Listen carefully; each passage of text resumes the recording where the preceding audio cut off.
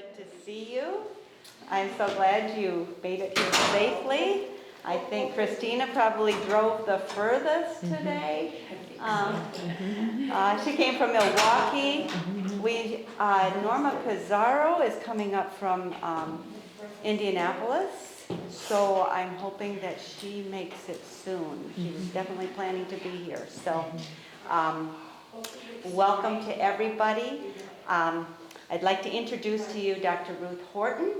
She is our new education director as of July 1, was it?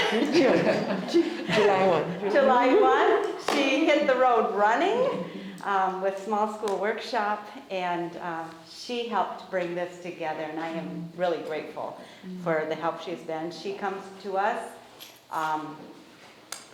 with many years of experience as teacher and principal, superintendent. She's been the associate director here since 7 years. So she is fun to work with, and she's going to present our worship this morning. Well, thank you, Sue, and good morning to all of you. I hope you don't mind me sitting. I think it's just, it's just a little more here's Norma. Yeah. Oh, okay. Yeah. We'll just wait until she comes. Well, it's good to Sue has worked very hard together with William and Jody and maybe others of you who have assisted to make this. I mentioned to the president and the administrators, I said, you need to come into the chapel. Yeah, you can come downstairs and check things out, but you must come into the chapel. So yesterday I stopped by Treasury, and here was the treasurer with Sue just checking everything out. I mean, how could you not be drawn into the chapel? It's just, so thank you so much for this opportunity. So I want to just share on the worship thought that's entitled, What If It Starts With Me? So let's pray together. Thank you, Heavenly Father, for the opportunity that you've given us to serve you by serving others. Thank you for bringing each of our educators here safely and for walking and driving along with them. And Father, as we begin this time together today, what wonderful things await us as we share together, as we grow together, as we learn from each other. Now, as we open up your word, we ask your presence to be with us, not only during this time, but throughout the rest of the day. In Jesus' name I pray. Amen. Amen. What if it starts with me? You're not projecting for some reason. Your projector is... Oh, it's right. It's a sleep projector. Yeah. Sorry. It was on. Minor detail. Yeah, it was on earlier. Yeah.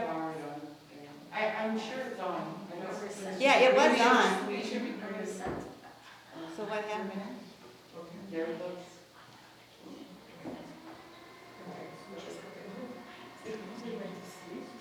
Yeah, probably. Sorry about that.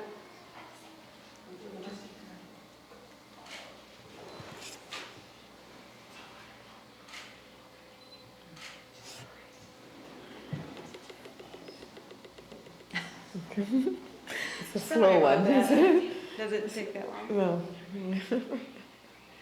not too long, but quite some seconds.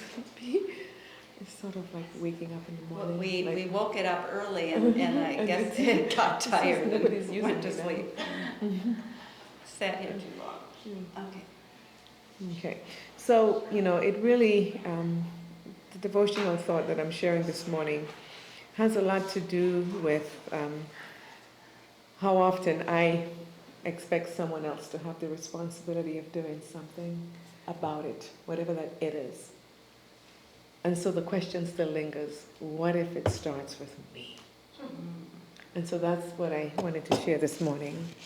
And so, and what if it starts with me? What if I'm the person who is going to take the lead, to be responsible in my own sphere of influence, to reflect the heart of Jesus, to see lives changed? And we see this replicated in the book of Luke, chapter 7, verses 37 through 48. It's an account that you know very well, and so you could just follow along with me as I read it. The Bible says, "And behold, a woman in the city who was a sinner, when she knew that Jesus sat at the table in the Pharisee's house, brought an alabaster flask of fragrant oil and stood at his feet behind him weeping. And she began to wash his feet with her tears and wiped them with the hair of her head. And she kissed his feet and anointed them with the fragrant oil. Now, when the Pharisee who had invited him saw this, he spoke to himself, saying, This man, if he were a prophet, would know who and what manner of woman this is who is touching him, for she is a sinner. And Jesus answered and said to him, Simon, I have something to say to you. So he said, Teacher, say it. There was a certain creditor who had 2 debtors. One owed 500 denarii and the other 50. And when they had nothing with which to repay, he freely forgave them both. Tell me, therefore, which of them will love him more? Simon answered and said, I suppose the one whom he forgave more. And he said to him, You have rightly judged. Then he turned to the woman and said to Simon, Do you see this woman? I entered your house. You gave me no water for my feet, but she has washed my feet with her tears and wiped them with the hair of her head. You gave me no kiss, but this woman has not ceased to kiss my feet since the time I came in. You did not anoint my head with oil, but this woman has anointed my feet with fragrant oil. Therefore, I say to you, her sins, which are many, are forgiven, for she loved much. But to whom little is given, the same loves little. Then he said to her, Your sins are forgiven. God's business, Jesus' business, was and is people. Would you agree with that? And for us as educators, it's our business too. So I ask the question, who is your business? Who is your business? And then you know well, we won't read it, the story of the Good Samaritan. We had the account of the 3 people who passed by this man who was robbed on his way to Jericho. I'll just kind of go through the slides quickly here. There was the priest, spiritual leader. There was the Levite. And then there was the Samaritan, who we know well as the Good Samaritan, who had compassion on this injured man and took him into his tent, into his home, bandaged his wounds, fed him, and gave him the freedom of healing, physical, emotional healing, that affirmed in his mind that someone cared for him. So again, I ask the question, who is my neighbor? Who is our neighbor? Is it the person who is living next to us, maybe similar situated demographically, economically and otherwise? Who is my neighbor? Is it the homeless person? Who is my neighbor in the classroom? Is it that kid who gets it all done on time? You never really have to correct them or, speak to them because they're just that perfect student. Who is my neighbor? Is that the one you always have to come alongside and stand next to that student because you know that you just need to be there to help them to settle down, and you're not wanting to call them out? That's not the right pedagogical approach, but you're doing that physical positioning. Who is my neighbor? Someone said we must have eyes to see as well as hands to help, or we may never help at all. And that's so true for us in the classroom as well. And sometimes I ask myself, does it really matter that we have to care about people? Why can't I just care about life is so stressful. Maybe my family's stressful. I've got enough to worry about. Why should I be into the lives of my students to understand why it is that they are behaving, responding, or not behaving a certain way? Matthew chapter 25, verse 36 reminds us of how Jesus identified himself. He says, I was in prison and you visited me not. So what about those hardened criminals who are in prison? There's a true account of a couple, a gentleman by the name of Lewis Laws. He took a job to work in a prison in New York, Upper New York, called Sing Sing Prison. Sing Sing Prison had a reputation for destroying its wardens. It was a bad prison.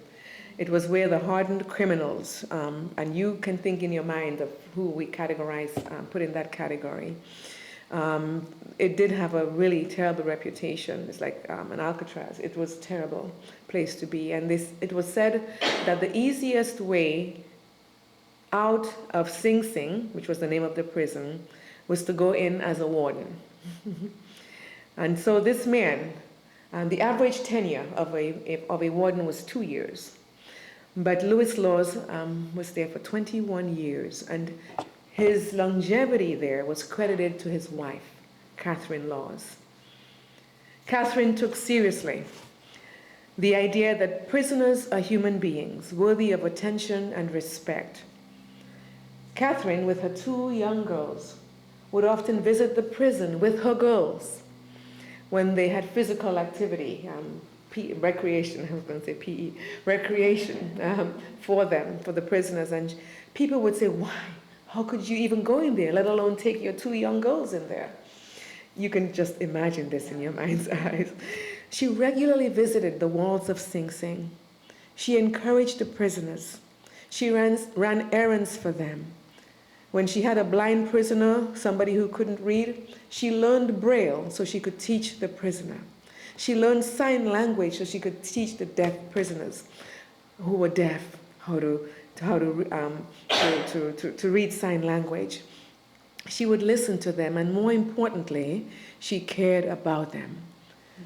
Reciprocally, they cared about her.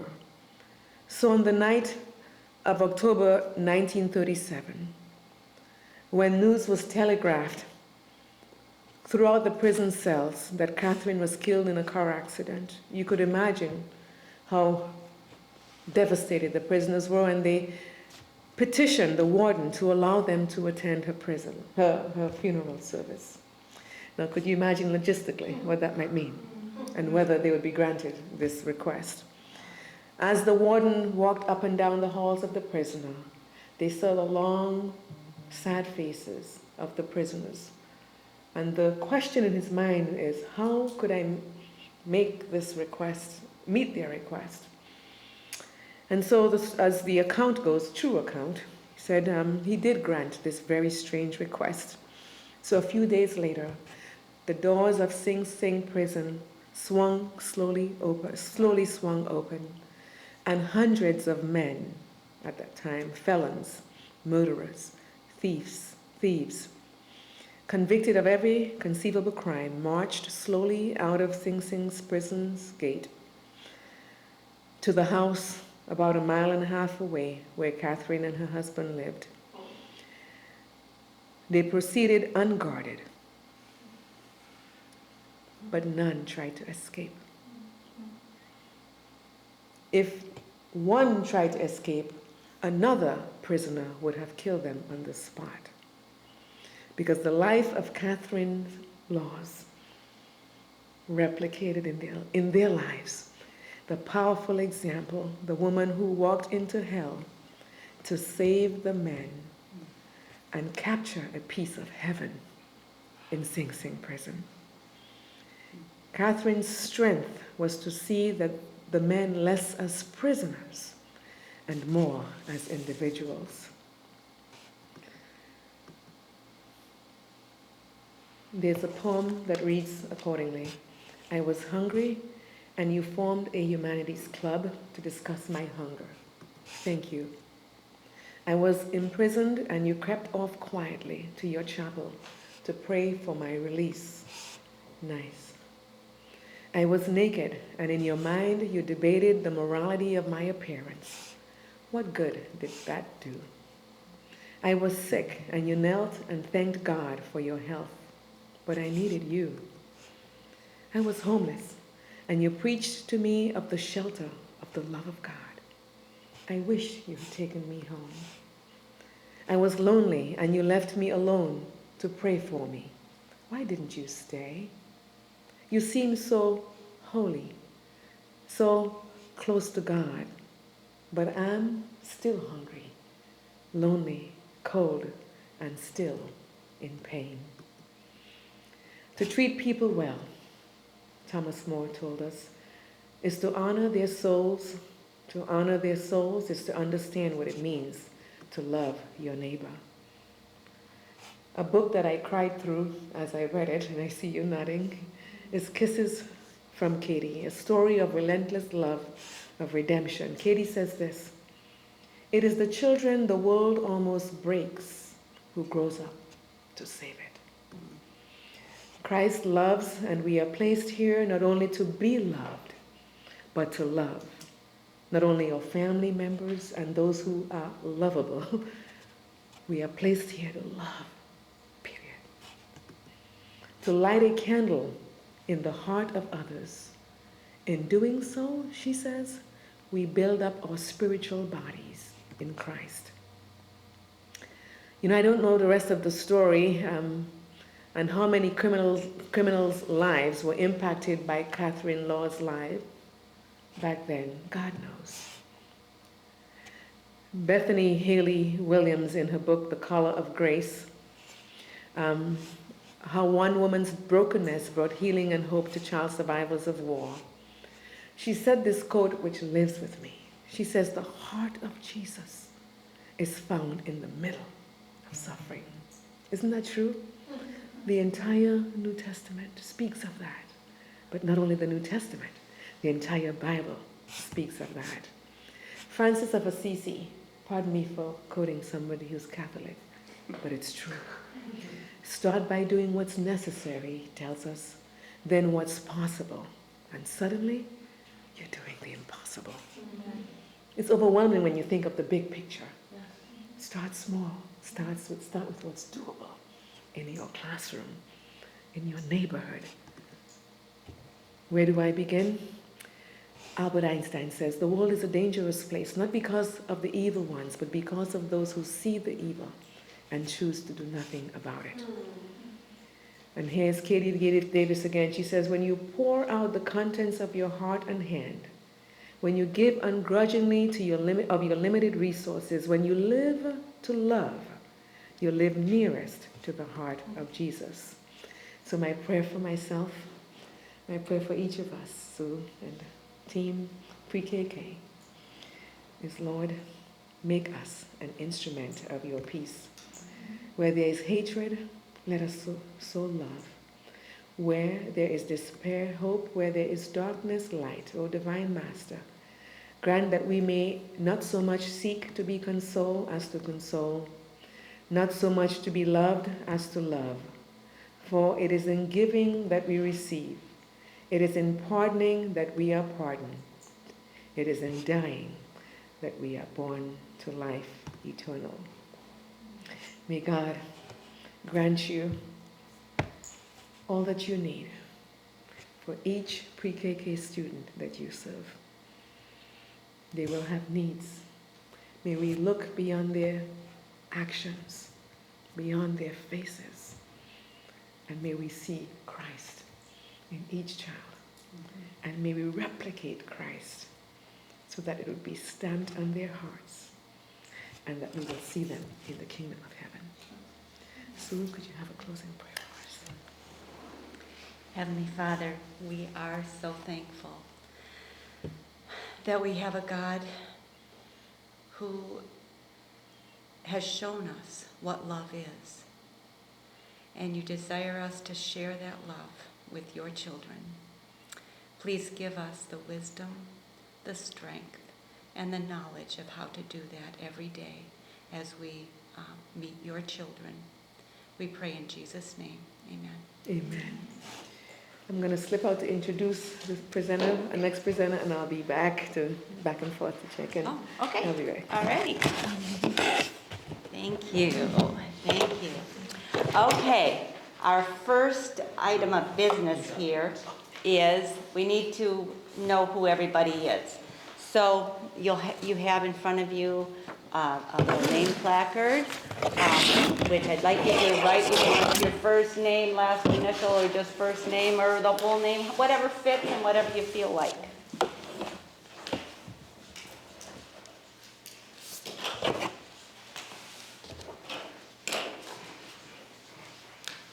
And while we're doing that, I'm also going to have you write your name again on the little blue sheet, fold it up. That's going to be for our drawings. And I'll pass the bag around, fold it up, and put it in the bag.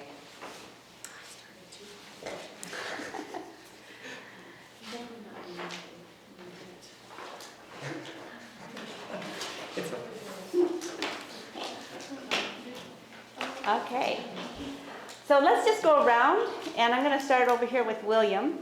William, if you, we can see your name now, but just let us know where you're from and how many years you've been teaching pre-K, K, that age group.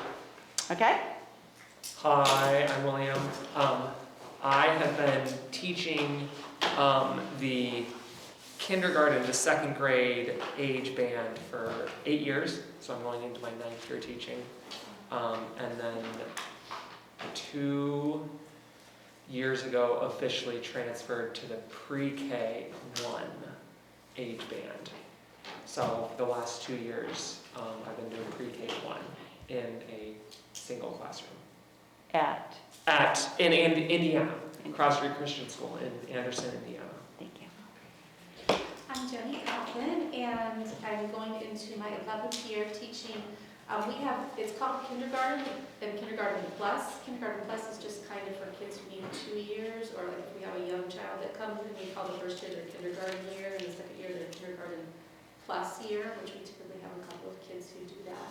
It's just kind of a nice way to, your child didn't really funk kindergarten, it's just, and I teach at Niles Advent School, which is just about 10, 12 minutes down the road from here. I'm Marta Tavares, and I'm teaching kindergarten for 11 years. I actually did multi-grade, started off at Kalamazoo Junior Academy. So I did K to 4, and I'm over at Village, and this will be my 3rd year. I'm teaching just kindergarten, single grade. My name is Norma Pizarro. I'm from Indianapolis, and I'm teaching for about 9 years pre-K and K. But last year I did pre-K in 1st grade. I'm Michelle Kittleson. I'm at Greater Lansing Evans Academy and school, I should say. And then I teach pre-K to 2. I've been teaching for 28 years. Started at Hinsdale as a pre-K director there. Preschool, we had 3-year-olds for 9 years. And then I went to Washington State as a director there for 4. And then I went to Spencerville in Maryland, and I didn't have any young ones anymore, so I'm learning all over again. But then I was actually got out of teaching for 2 years, and then I decided, well, God called me back. Question, why? And then COVID hit. And I did the COVID thing, so we didn't have any pre-K or kindergarten this my first year, and this we're starting to grow again. So that's my journey. My name is Josie, and I'm new with Ms. Kirillson in Lansing, in Glass School. I was teaching before for the government special education in Gazopolis for almost 2 years for kindergarten, and now I know that I have to learn everything again because now it's Seventh Adventist, it's not government, so I'm here to learn. Wonderful. Yes, sir. Thank you. Hello, everyone. My name is Brenda Nieves, and right now I'm going to be the new preschool director in Hinsdale Adventist Academy in Illinois. I've been a teacher for 27 years, And only few of those 27, I haven't been able to work with pre-KK. The majority of my experience have been in those grade levels with the babies.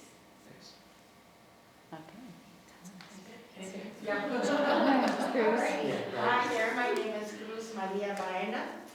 I've been in the field with different teaching, helping teachers, and also learning at the same time since 1995, all over 2010. But then in 2016 to 2021, I've been helping with preschool.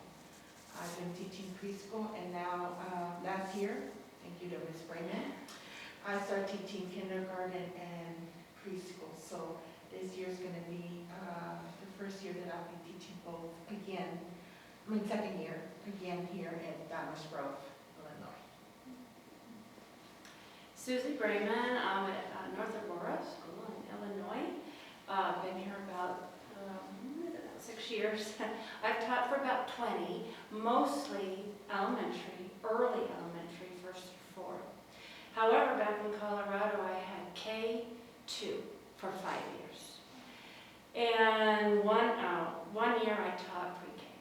And now I'm in a smaller school, and we were one teacher, one aide last year. My aide left me. Sorry. And then we hired a second certified teacher for the older kids. That leaves 2 teachers for levels pre-K through 5th. Well, plus Apple program we're doing this year. So I'm going to do the pre-K 2. And I hear there's several of you, and I would really like some pointers. Yeah. That just seems so varied for all the developmental ages. But I'm going to do my best at it and help out. I'm Christina Steffen, and I work at Milwaukee STA School, and this will be my second year teaching pre-K. All right, thank you. I see that our little green bag is held up there. That's to put your blue slip with your name on it. That's for the drawing later on today. So there is a little blue slip at your spot. Okay. I would like you to think of something that you've done in your teaching that just was an activity or a learning center or something that you just felt really good about. Something that, wow, that really went over well. The kids learned a lot. They loved it. We're not going to share those right now, but I want you to be thinking of something that you can share when we have our lunchtime. Something that you might want, that others might want to try out. One of those really special things that you've done. You need these right now? Okay, that's our next item of business. For lunch, we are going to be having baguettes. Does everybody know what a baguette is? Berrien Springs is known for baguettes. They're sandwiches, and you can get a 6-inch or a full 12-inch. There's a bread choice of multigrain or sourdough, and then there's a whole bunch of vegetarian options that are given out. So if you want to take that and pass those around, Sherry will be collecting those and ordering our lunch for us. I saw, Sue, that today all the sales benefit Ruth Murdoch Elementary Yeah, School, no, isn't that too bad? It's not Niles. It goes to Ruth Murdoch. But it is neat that today they are having a special thing for one of our Adventist schools. It's the one connected with Andrews University, Ruth Murdoch. I'll take that. Oh,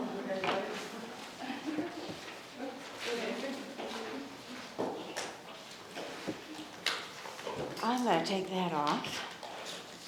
And so the purpose of our professional learning community, if you want to call it that, or our in-service or our workshop, I haven't exactly come down to a good name for this. But hopefully, whatever we're going to call it, it will be beneficial to you. And we're here as a forum to support each other, get to know each other, We're not going to be able to solve all of our problems in one day, but we want to build community here so that we can strengthen and support each other, share ideas, talk about the curriculum, and new things that are coming down to us from the North American Division. And getting into the North American Division, I would just like to quickly introduce you to the Early Child Advisory. And hopefully this will come on.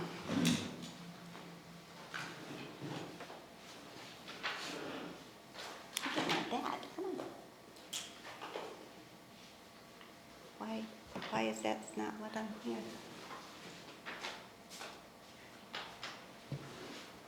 Okay, that's weird. I had it so that, escape that, get rid of that, close this. Let's go into it again and see if it comes up. Yes, but let me go back because it went forward. You got that? You got everybody's? Nope. Okay, so I want it to go into, oh, I hate when you get it all set up and then it changes. Where is the little thing that puts it into PowerPoint. presenter view? There should be PowerPoint Yeah, here. it should be down here. Oh, there it is. There, that's what I'm looking for right there. And then I should have this so that I can see my part, presenter view. Okay. Great, there you go. And I do want to slide back here. Yeah, our Early Childhood Advisory from the North American Division is made up of, our director is Evelyn Sullivan. I don't know if you've seen her name or met her. She has over 34 years of experience as a teacher from pre-K to grade 10. She's been a principal, she's been associate superintendent, she has a BS in elementary education with a concentration in early childhood, and her master's is in supervision and instruction. So she comes with a lot of background, but also a lot of energy and a lot of creative ideas. And she is one of those people that when she was asked to take over for the previous director that stepped away, she had all kinds of ideas of what needed to be accomplished and has really kept us busy. From each union then we have an associate. From Atlantic Union we have Marlene Alvarez. She's a early childhood director. She's also children's ministry. Her bachelor's degree is in special ed, and she's got 2 master's degrees, administration and also curriculum and instruction. From Columbia Union, we have Allison Jobson. She has her bachelor's in early childhood education and her master's in educational leadership. She's been a classroom teacher, an associate superintendent, a superintendent in Ohio Conference, and now she is the Union Early Childhood Associate. From Lake Union, yours truly. And then Mid-America, I don't have a picture of Joe Allison. He is retiring. He was the, some of these unions, they're large territories, but small in numbers of school because they're not highly populated. He is retiring. We just said goodbye to him in May, I believe that was. From North Pacific Union, we have Carissa Carr. She also has her master's degree in early childhood. Julie from the Pacific Union, Julie Yamada, has her master's in early childhood studies, and her experience includes many years as a director for a children's center, and she has been at the union since 2014. Tamara Libanati from Southern Union. She's also has her degree in elementary ed. She's been working with the early childhood centers in the Southern Union for many years, and I don't have all the details. Ellen Thomas is actually a principal because the Southwestern Union director, their education director, needed somebody just specific for early childhood. They asked her, and she has endorsements in early childhood as well as elementary. And then from the SDA Church of Canada, we have Shad Lehman, who is an associate of superintendent. And again, I think they may have 1 or 2 early childhood programs in Canada. So just depending on the location, a lot of it has to do with the laws in your state and how early childhood is handled from state to state, whether it makes it more difficult to have an early childhood program. So why do I want to introduce these people? I want you to know that when things come down from the NAD, it's coming from a wealth of experience, years of working with children. Julie from the Pacific Union and Tammy from the Southern Union, they have many early childhood programs happening and lots going on. So more than we have here in the Lake Union, which is why this position is rather new here in the Lake Union.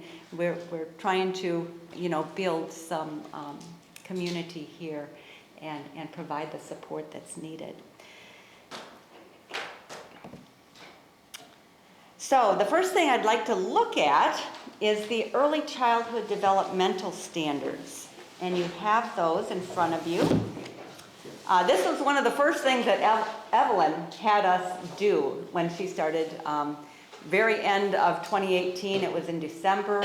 Our next summer committee in 2019, this is what we worked on. And there had been a smaller version of the early childhood developmental standards, which we started with. But as you'll see, it more accurately looks like what we have for other grades. And Would you happen to have any of the kindergarten ones here?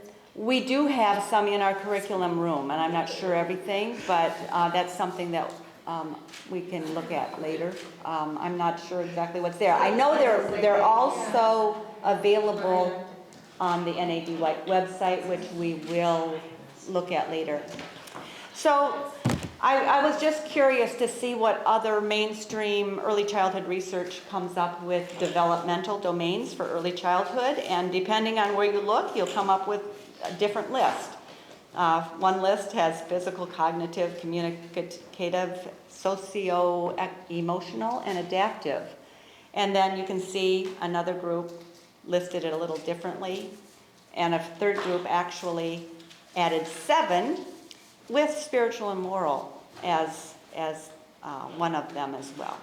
So when we sat down to work on these, we also came up with 5 developmental domains that cover what we hope is the whole child.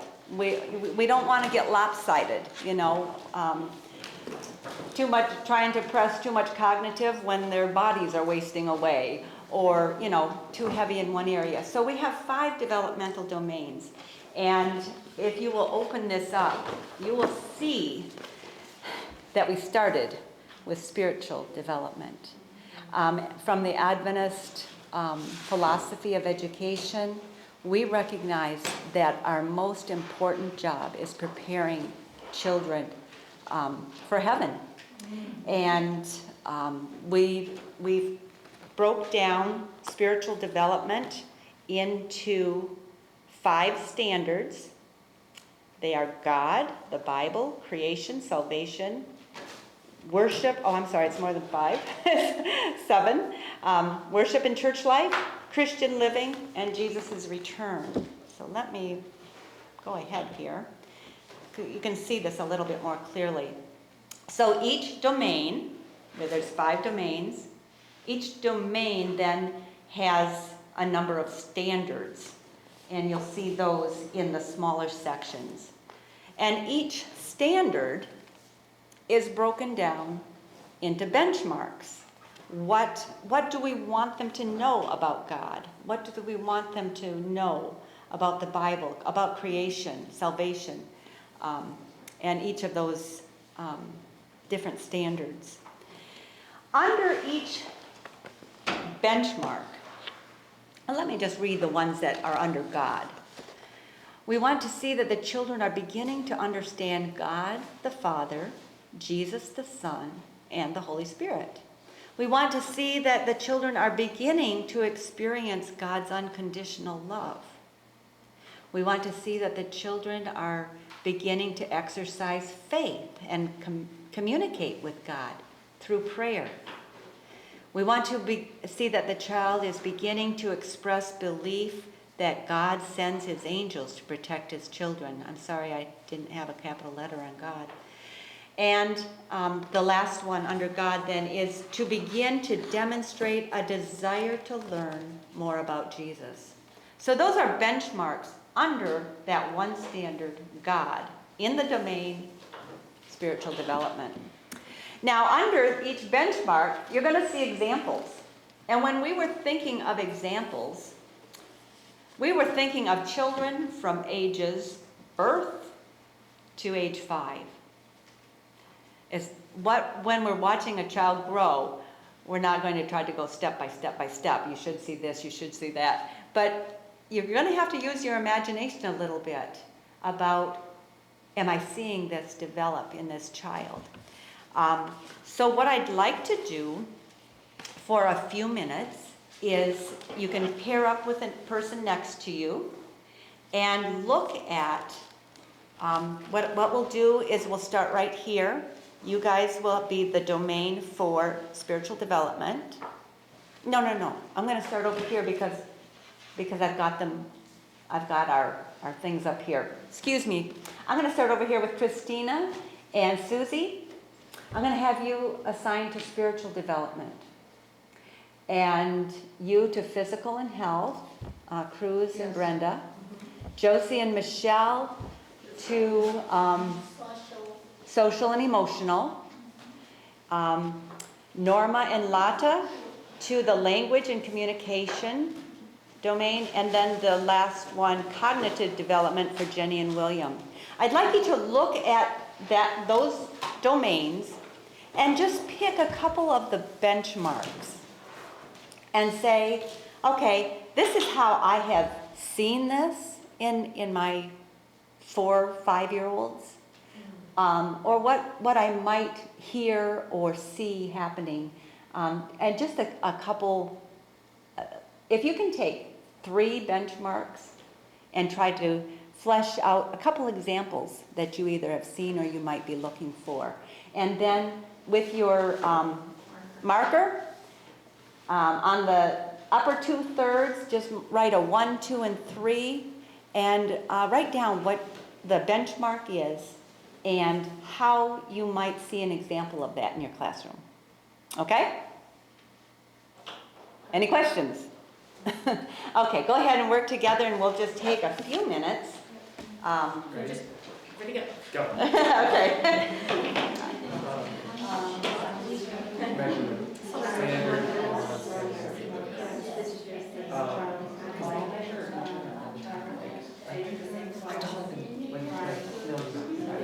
You know.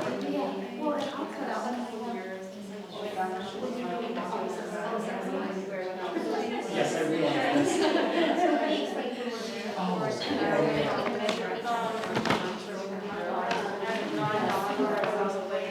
cool. Like the doggy treats. Oh. No, just like, you know, so that Oh. they have to be that thought, but yeah, the real thing. That's a big word. No, I was envious last night, because I saw one last night.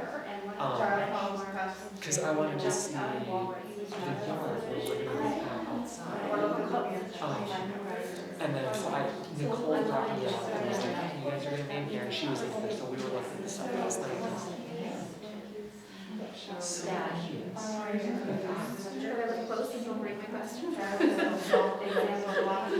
Oh, the fact that you only have kindergarten. Oh, yes.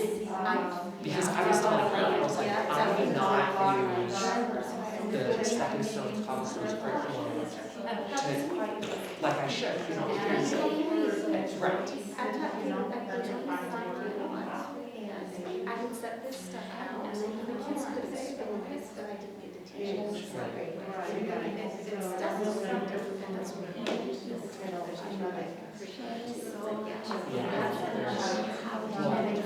And she was talking about how with pre-K, it's, you learn through play.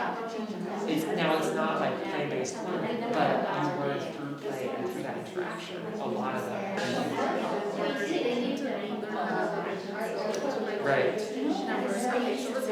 Alright, so we did that one. What's another one? I don't even know what we're supposed to do. Nicole's over here laughing because she knows. This is funny, I'm supposed to learn to sew.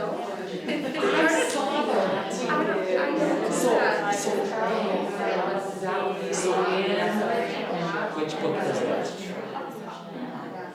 Papa and the Pioneer Quilt. There is the quilting, yeah. They do the sewing and you can do it through, I use Relax Out. Like with, How'd that work? they, it's like hit or miss, like kids that like enjoy it and then kids that just really but the sewing, cooking would be in like the main kitchen. You're cooking. Woodworking, gardening, like what's the centers? Would these be centers? How is it going? Are you finding something that you can write up on there anytime you're ready to start? Got the spiritual, and the benchmark was child says we should pray when a difficult situation arises. And where our school is, we're by a very busy intersection. And maybe once a week, twice a month, there's an accident. And the sirens go off, and we hear them. And we have 6 skinny windows in our room, so they see. And I don't want to distract them. This is something that's happening there in their minds, something serious. So they started, this was not my suggestion, and I praise the families for raising them to rely on prayer. Mrs. Brayman, can we stop and pray for those families? So we do. And I just really see a maturity in the child's faith as they are now praying for others they don't know and will never know. And then what it does is after we stop and do that, they go about their chores. It's a peace. They have faith and they're not worried about it anymore. So that was my example for that benchmark. Okay. Let's go to group 2. Yes. If you want to tell us about something special. Physical health, we choose 2 of each examples, and he reminded me when you are testing, let's say that you're gonna test the kids and how many times they can hop with a rope, and it is the same. It's not the same thing when you said, okay, hop with the rope, do the jump rope. Just do it. It's not the same when you say, okay, I'm gonna time you, and we're gonna find out how many times you can hop in a minute or in 30 seconds. So I'm thinking when we go through this expectations or standards, we can share with the kids too, and make it in a kids-friendly language so they can know what we're expecting for them to do, or what is expected, or what we're working on in that particular standard. So we try to simplify it as a cross model, kick a ball, maybe as my language. I have spent so many years teaching bilingual kids, multilingual kids, and always adding a visual of what I'm saying and what I'm doing, he helps everyone, everybody. It's just such a good practice. We said motor skills, kick a ball, balance while walking on the line. So we make a little visual right there. Fine motor skills, hold a small block in the fingertip on the palm, tear papers into pieces. That's a good practice. In health, Willie tried to do new food, and child get a tissue to wipe his nose or her nose, and then washes your hands. And the safety, follow direction during emergency drills and follow classroom safety rules. Walking, not breathing. On the blowing on the nose, my kids were so good after this COVID thing. Oh my goodness. They would make sure I would use it. Mrs. Ryan, now wash your hands.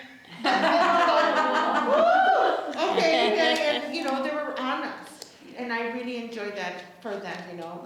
They're really on it. Yeah, Really, they'll remind me.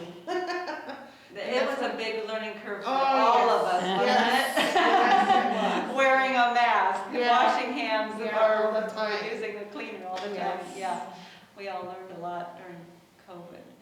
Okay, Josie and Michelle. There's a microphone right there. Do you think you could pass it? Oh, Yeah. It just, Jason just passed it around. Hello, sorry. Yes. Sure it's working. yeah, that's Right there? Do I just hold it like this? Okay, so Okay. if one of you wants to tell. Yeah. Well, I guess I'm all about self right now, sorry. But my one favorite one is the 3.36, forms and situation relationships with peers, adults, and those who provide consistent nutrients. So they had examples of making cards and things like that. And so what I really like is we have 2 rooms, and then we have doors that open the rooms up. And so on one of the doors, I put all my love notes from the kids and their pictures that they give me throughout the day, all on the door. And when the door fills up, then I put it into a binder, and they can look at it whenever they want to, and then I fill the door up again. And so it just, when they're, I love social emotional stuff, because when they are happy and they are content and they're just, emotionally strong, you can do anything. So. All right, thank you. Thanks so much. So our first domain that we did our benchmark was 4.11, which was verbalizes gestures and other strategies to communicate wants and needs. And the example was the children use sign language words or expressions spoken in their home to communicate. Over here, our activity that we came up with was to point to a center of their interest and have them motion over to make connections or to communicate words to their centers, like a picture to word, like, oh, I want to go over here, or I want to play with this over at center. And then 4.12, our activity was 4.12, we did initiates and engages in conversation, which includes age-appropriate words and description of events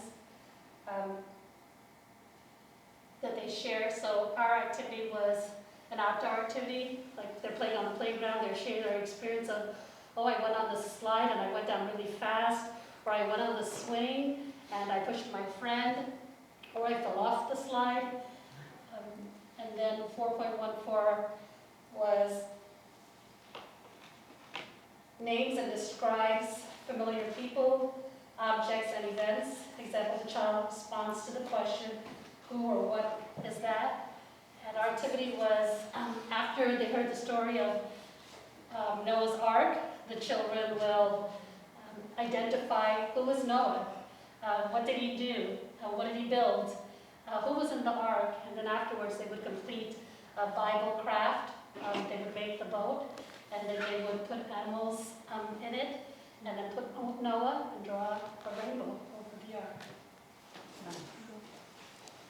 And the last one, cognitive development? We did a math one with non-standard and standard measurement, and we talked about how kids just naturally love to compare their height. They're just kind of doing it all year long. And we also noticed that our kids tend to use blocks or Unifix cubes to measure things. It's just something that they seem to almost just be intrinsically drawn to do. So that's kind of just fun to see. And we also talked about how, depending on what theme, we might use like dog bones to measure or leaves to measure. And it's just kind of a fun way to get them practicing that. The other one that we looked at was in the science. It was 5.3.3, looking at living and non-living things. And so in my room, we'll talk about their pets or, trees, plants, people versus a car or the table or the chair. And so to help them identify the living and non-living items. All right, thank you so much. And just to kind of pull it together, the reason I want you to start thinking about these developmental domains and the standards and those benchmarks is because we are having come down to a school near you our pre-K progress tracker.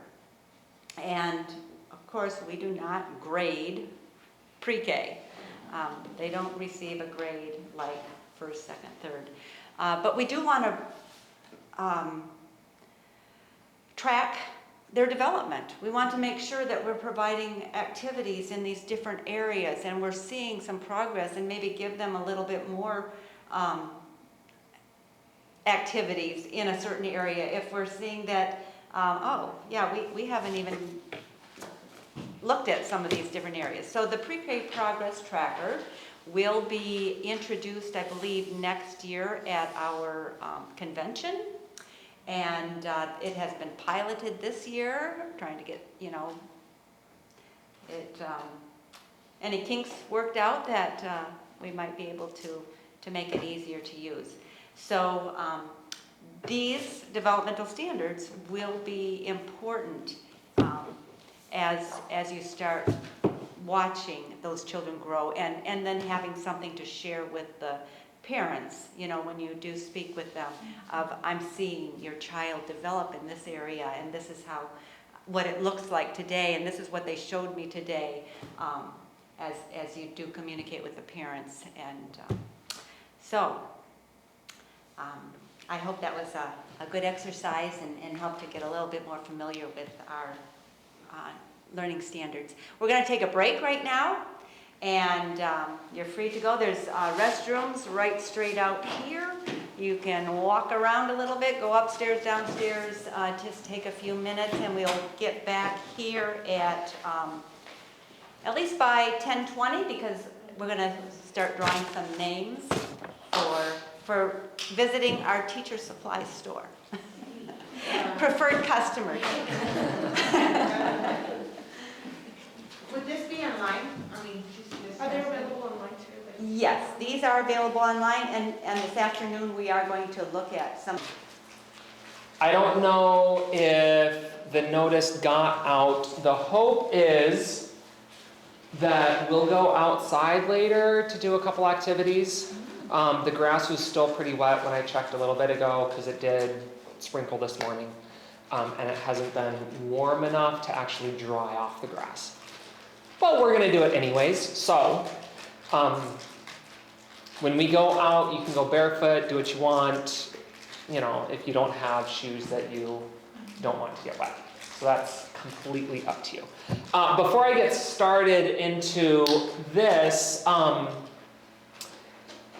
as educators, I was listening to a podcast on the way up here from Indiana yesterday, and they talked about the Pinterest classrooms.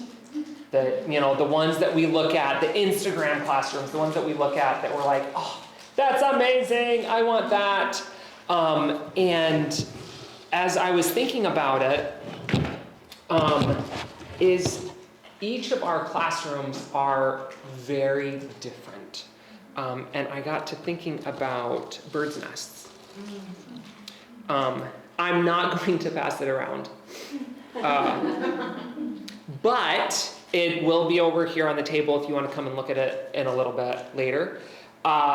This is a mourning dove's bird nest. And when you examine it, you will see that it is covered in poop. Poop everywhere, all like, I'm a little sad that I got this particular one, because when I took it from its spot, there was still more poo around it and on the ground. And so there's one that I saw a couple of years ago that was the best example of what I was wanting, but whatever. But the mourning dove, as you watch them, the mom doesn't hardly leave the nest. She's always there. The dad is the one that flies out and brings the food back. The mom is sitting there with her babies on her nest, and the nest gets dirty. It gets nasty, it gets covered. As opposed to, this is a robin's nest. Very clean, very precise in how it's made. Watching robins, it grossed my wife out a couple years ago. We had we had this nest outside our back porch window, and she looked out one day, and the baby bird had pooped into a sack. The mommy ate it. It's gross, it's nasty, but it's how the robin takes care of their nest. They'll eat it, or they'll carry that sack away from their nest and they'll get rid of it. And so their nest, if you ever look, really nice, really neat, really clean. But mourning dove covered in the nasties. They both produce baby birds. They both produce birds that grow up and eventually become what we see flying around. Same with our classrooms. They're not always the nicest, neatest, Pinterest, amazing classroom. Mine is nowhere near that. They look messy. There's days where it's clean in the morning, and then by 8:30, it's messy. And yet, even the teachers that have those amazing classrooms, the teachers that have the dirty classrooms, the messy, cluttered, however you want to phrase it, we still produce the same students who grow up to become productive members, who can leave their classroom with knowledge gained. And so just kind of as I tell you a little bit of outdoor education and what it looks like or what you can do in the classroom, it's not going to look the same. Your classroom's not going to look the same as my classroom. My classroom's not going to look the same as someone else's. What we do and how we incorporate outdoor education or the outdoors into our classroom is not going to look the same.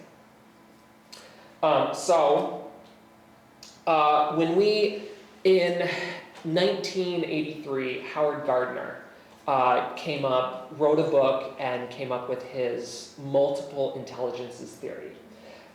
He started with 7 in 1983, linguistic, logical, mathematical, spatial, bodily, kinesthetic, musical, interpersonal, and intrapersonal. And so that was the is-all, be-all of how people learn. And what he wrote and that theory was the peak of looking at a person and how they learn.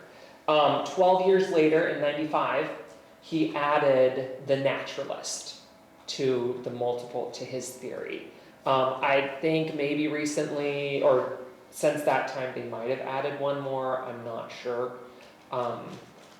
But so when we think of the naturalist, there's people that we talk about who are naturalist learners. Charles Darwin, Jane Goodall, John Muir, Jacques Cousteau, the French scuba diver. And so they are all naturalist learners. And so Howard Gardner defined a naturalist intelligence as the core of the naturalist intelligence is the human ability to recognize plants, animals, and other parts of the environment, like rocks or clouds. All of us can do this in some fashion. Some kids in our classrooms, experts on dinosaurs, experts on rocks, on plants, on trains, on, and many adults, there's hunters, botanists, anatomists, they excel. So we have, in our classrooms, we have those kids who they know everything about mushrooms. They know everything about poisonous plants. This last year I had a first grader constantly coming, you need to look up this plant. Do you know this one's poisonous? This one will kill you. And so like just constantly, look, Mr. Riker, look up this plant. It's not good for you. So like he loved it and we just got a kick out of it. So how does the naturalist intelligence, how does that apply to us in the classroom? To teachers, how do we use that? That's where outdoor education comes into. That's where we look at outdoor education. So Phyllis Jones, who in the 60s, 70s, 80s, big in the outdoor world, kind of came to be the one that gave a good definition of outdoor education. Outdoor education is education about the outdoors, in the outdoors, and for the outdoors. And so it's when you look at outdoor education, it's the ability to learn outside, where you're outdoors, you're getting educated, and the ability to use outdoors in the classroom, using nature in the classroom to help the learning process. So we're going to look at the 3 parts of outdoor education, and I've added education through the outdoors. And when it's used properly, you're using education through the use of the outdoors. So education about the outdoors. It's teaching students about nature and how nature is beneficial in our lives. And it involves both textbook and hands-on. You need both of them when you're educating about the outdoors. Georgia Gomez Ibanez was a teacher in the 70s, 80s. And even after she retired, she still came back to the classroom and worked in the classroom, making lesson plans, working with students. She had 2 kinds of walks. This is one of them, is a exploring walk, where you're taking a look at the natural surroundings around you with a planned lesson in mind. So she would they had next to the school, they had a field, marshy area that they had paths through. And she would take the kids on walks all the time. There was specifically one instance where she had a teacher come to her and say, Mrs. G.I., they called her Gomez Ibanez, Mrs. G.I., can you take my student? He's going crazy. He can't focus. He's getting into everything. 5th grade boy. And just wrecking havoc in the classroom. So she took him on one of these walks and took him on a walkabout through their outdoor area. And that 20 minutes 30 minutes. That helped him recenter, refocus himself, and then for the end of the day, he was better in the classroom. And so when you teach education about the outdoors, this is easily incorporated into science, into Bible, music. As I was looking at the standards, you might find something else. As I was looking at them, you're able to incorporate education about the outdoors into science, music, and Bible. And then John Young, an author on outdoor education. Every place has something to teach. No matter where you're at, every place has something to teach. The next one is education in the outdoors, and where you're taking students into nature. You're taking them out of the classroom into the woods, into the grass, into the garden. It's moving the classroom from inside to outside, but you're still teaching the same concept and the same ideas as you would in the classroom. And so that's lessons about colors. Colors is a big part of pre-K kindergarten. Take them outside. Doing your lesson on primary colors, take them outside. We're going to do an activity later on colors, and that I'll show you exactly how. I'll show you a way how you can teach colors for that time. You know, you could spend a whole week on that. You could spend a day on that. 5 minutes, brain break. We need up out of our seats. Let's go do this. You can do lessons on letter identification. Go outside, look for man-made letters, look for letters in nature. I've seen a couple different walks by teachers that they have found the letters formed in nature somehow. The letter A created by branches in a tree. The letter B created by flowers in a garden. And so this would go back to the exploratory walks, where there's a lesson in mind. You're now, all right, kids, we're going on this predetermined path, or what have you. Let's do our alphabet walk. Doing a geometry lesson, go outside and find the shapes. Cylinders, stop signs, bricks, flowers. You can find those outside. Education in the outdoors, like I said, this is just moving out into nature. For the most part, can be incorporated throughout the whole curriculum. Language arts, math, PE, science, Bible, music, and social studies. Phonics, that's one of the harder ones, like let's go do phonics outside. You can do it. I have a harder time with that one because I'm like, all right, I got to sit down at my table. I got to have my little stuff to teach phonics, my cards and things. That's just me. Paul Gorman, another person large in the outdoor community. The purpose of creation really is to bring us, children and all of us, closer to the Creator. The point of creation was so that God and man could be together. And so when you have education in the outdoors, you're one step closer to God and to learning what He gave us. Education for the outdoors, it helps students connect with the environment around them. It helps students to understand that what they can do to make the environment a better place. And it's more typically called environmental education.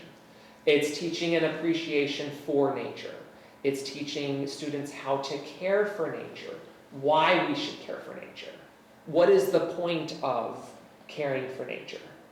And this is the second walk of Mrs. G.I., where it's a stewardship walk. It's taking students in her area. They would walk the trails, pick up trash, clear the trails for others, They would make trails at their area.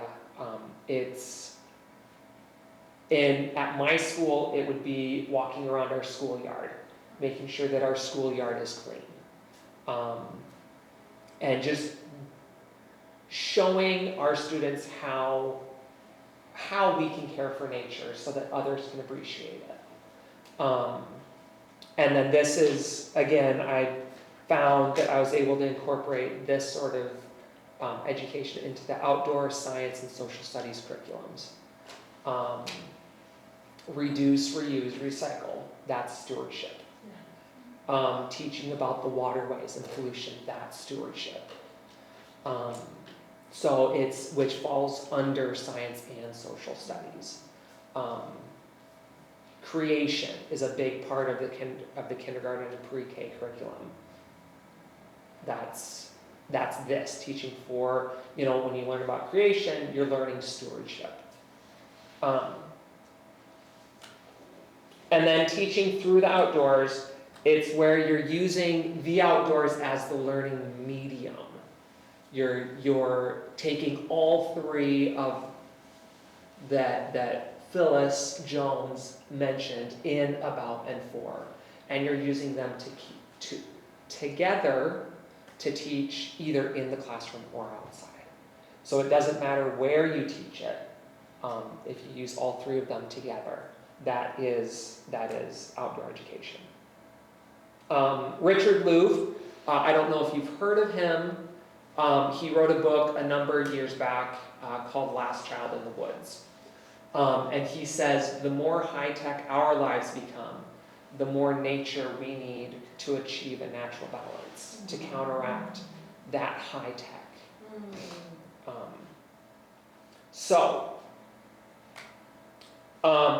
Outdoor education is not telling. Outdoor education, telling is not teaching. If I stood up here and I said, hey, so the mourning dove, she raises her babies, she poops all over the nest. The robin raises her babies, they don't do that. Merry Christmas, good luck. That's telling. If I tell you about a trip that I took to Alaska and I looked at grizzly bears, that's telling, that's not teaching. Outdoor education is exploratory learning. When you're able to get into the dirt, get into the woods, get into the grass, the cracks in the sidewalk. It's exploratory learning. It's inquiry-based. Outdoor education is inquiry-based. Posing questions, teachers like to do this, pose questions that lead the students to what they don't know. Don't give the answer right away. Case in point, the little girl that's running around here, as I was headed outside, she goes, oh, there's a bug. So I came back and we stopped and looked at the bug. He's moth and jammed in a corner. What's he doing? I don't know. Maybe he's looking for food. Oh, okay. Do you think he's going to find any food? No, there's no bugs there. That's inquiry. That's exploratory. And then outdoor education is problem solving, where thinking about my classroom, we do some of this, but not as much as they do or would do in an older classroom. Problem solving where there's a problem that needs to be fixed. And you can only answer with a yes or a no answer. That's hard when the person is 4, when they're 5, when they're 6. So it's doable, but it's harder. Because you tell them no or you tell them yes, and then they look at you for more, and you're like, sorry, go for it, But it's outdoor education. Telling is not teaching. It's inquiry-based. It's exploratory learning, problem solving. So once again, outdoor education is education about the outdoors, in the outdoors, and for the outdoors. Now, why do we do it? Why is outdoor education necessary?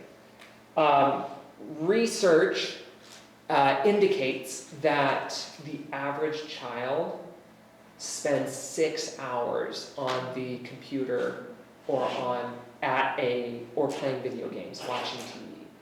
I have students who I know for a fact spend more than 6 hours a day on a school day, pre-COVID. So now with COVID, with going to virtual learning, that's really changed it. And it's made it really hard now that we're doing away with some of the virtual learning. But I have a student whose family had minivan, more new minivan, so it has the Wi-Fi in it. They watch on their tablet a video to school every morning. They go home, they're on the tablet. They're on playing videos, playing computer games, they're watching videos on the tablet until they go to bed at 6 or 7. I have a couple other students who mom works late, gets home late, so they're watching videos until she gets home at 10. And then they're up for another hour, and then they go to bed and start the next day all over. So that's why we do it, to get them off of their devices. So something else that we look at is, are we making them sit or are we letting them move? So kids, when we're in the classroom sitting for long periods of times, they start wiggling and they start moving and falling out of their chairs and bouncing. They're trying to get their vestibular sense, their balance working, because they start zoning out. We do it. I watched her rearrange herself, and Jenny, on the chair, like, oh, this is terrible, I gotta move. I'll go faster, I promise. I was just uncomfortable. So when they start moving, a lot of the times, especially in first grade, second grade, stop moving, sit down, work on your math, go back to your seat. But they need that. They need a brain break. Outdoor education allows teachers to bring real meaning to abstract thought. It brings in the real, something that you can touch, that you can look at. It provides students with the joy of discovery. When we looked at the moth, we sat there a couple minutes and just kind of looked at the moth and was like, oh, I wonder what he's doing. That discovery that we don't find too much in a textbook when we're looking at a picture. And then outdoor education will always complement the content areas. It provides firsthand observation and direct experience outside of the classroom. No matter what you do with outdoor education, it will always complement what you learn in the classroom, regardless of what you learn. When you climb rocks, you're learning about balance. When you're hanging upside down from the monkey bars, you're learning about balance and being able to tell when too far is too far. When you're on the swing, when you're on the seesaw, jumping over a log. So there we go. Gravity. Right, gravity, physics, Consequences. Don't go in the puddle, you don't have extra shoes. Now your socks are wet, I'm so sorry. So outdoor education makes God and His creation its central focus. No matter what you do, God and creation will always be the central focus. It brings reality to learning. It allows teachers to accommodate, am I in your way? I'm trying to stay out of the way. It allows teachers to accommodate varying interests while still offering encouragements for students to accomplish specific goals. One more, okay. It enables students to bond as a team. When you do anything outside, playing on the playground, free play, playing in the grass, playing in on the vacant lot next to your school, it allows them to be a team, because that free play is so important as a pre-K, K, first grader. It nurtures creativity, and it helps students and teachers to develop an awareness of beauty and relationship in God's worlds. So now, some benefits have to do with gross motor and fine motor. It works on core strength, upper body strength, endurance, postural control, gross motor coordination, fine motor strength, and fine motor coordination. So picking up rocks, looking at twigs, looking at animals, lifting up and moving a log, hanging upside down on monkey bars, those all help the child grow with their gross motor and fine motor skills. It helps the mind, your social emotional learning. Natural settings naturally create a calm, sensory-rich environment. No matter where you go, if it's a natural setting. And I think that's kind of why we put plants and little water fountains inside buildings, because we're looking for that natural setting. They've done studies on, there was a study done a few years back on in an office building, where they had a TV playing a natural background or whatever, and then they had offices next to big glass pane windows so that you could view the natural environment. So artificial and real, so to speak. Those who were next to the windows and who had a view of outside were more productive than those who had the TV screen with the natural setting playing in the background. And so just that, it creates that centeredness that you can get if you take time to go outside for the brain break, whether it's one lap around a tree, run to the other side of the school and back, however it is, it helps. Cognitive, paying attention, memory, thinking, because you gotta pay attention if you're gonna jump off of a rock. Is there someone in my way? Let me jump on them. Oh, that wasn't good. Memory, I put a stick here that I was playing with before. I want to come back to it. Let them get dirty. It's okay if kids get dirty. It doesn't hurt. That's why we have them bring change of clothes. And then it benefits the senses. Seeing, sight, taste, touch, tactile, smell, hearing, auditory, whole brain, whole body, it benefits. Proprioception, where your body is in relation to the rest of your body. Knowing that your foot is on a log, I'm going to use the chair, on a log that you're going to step up onto. And then the vestibular sense, the balance sense. Can you stand on the rock without falling over?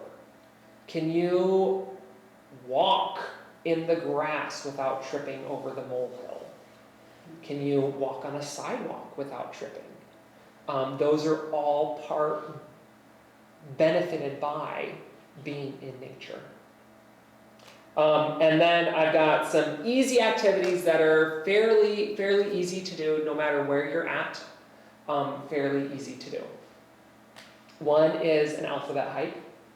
Walk around your school building. Find things that begin with each letter of the alphabet.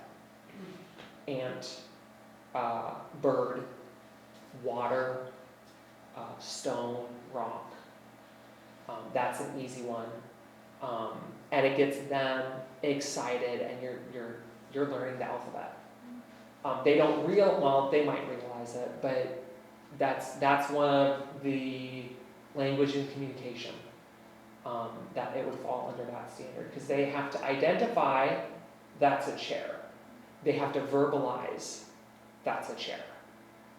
And so that helps themselves, that helps their neighbors, because then they're like, oh, there's something else. Oh, there's a rock. They're identified, they're seeing, they're hearing, and they're speaking.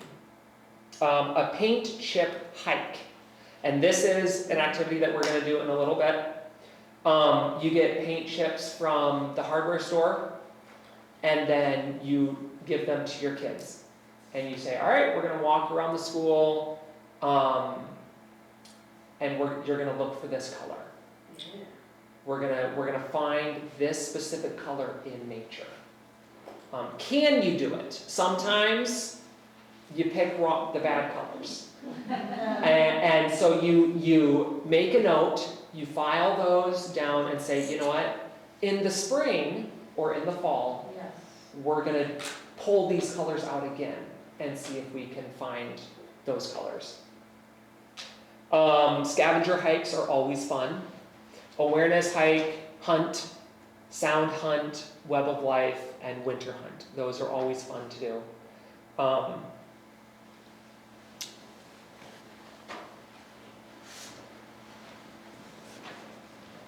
And then sit spots. We're gonna practice this one in just a little bit as well. At the beginning of the year,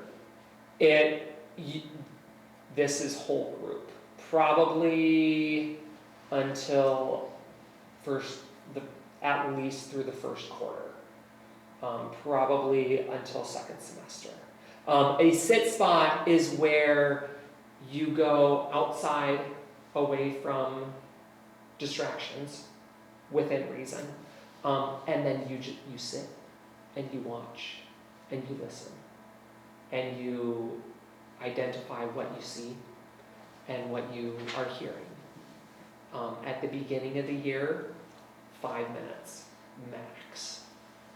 They're not going to be able to do much more than that, because going to the swings is better than sitting here in the grass.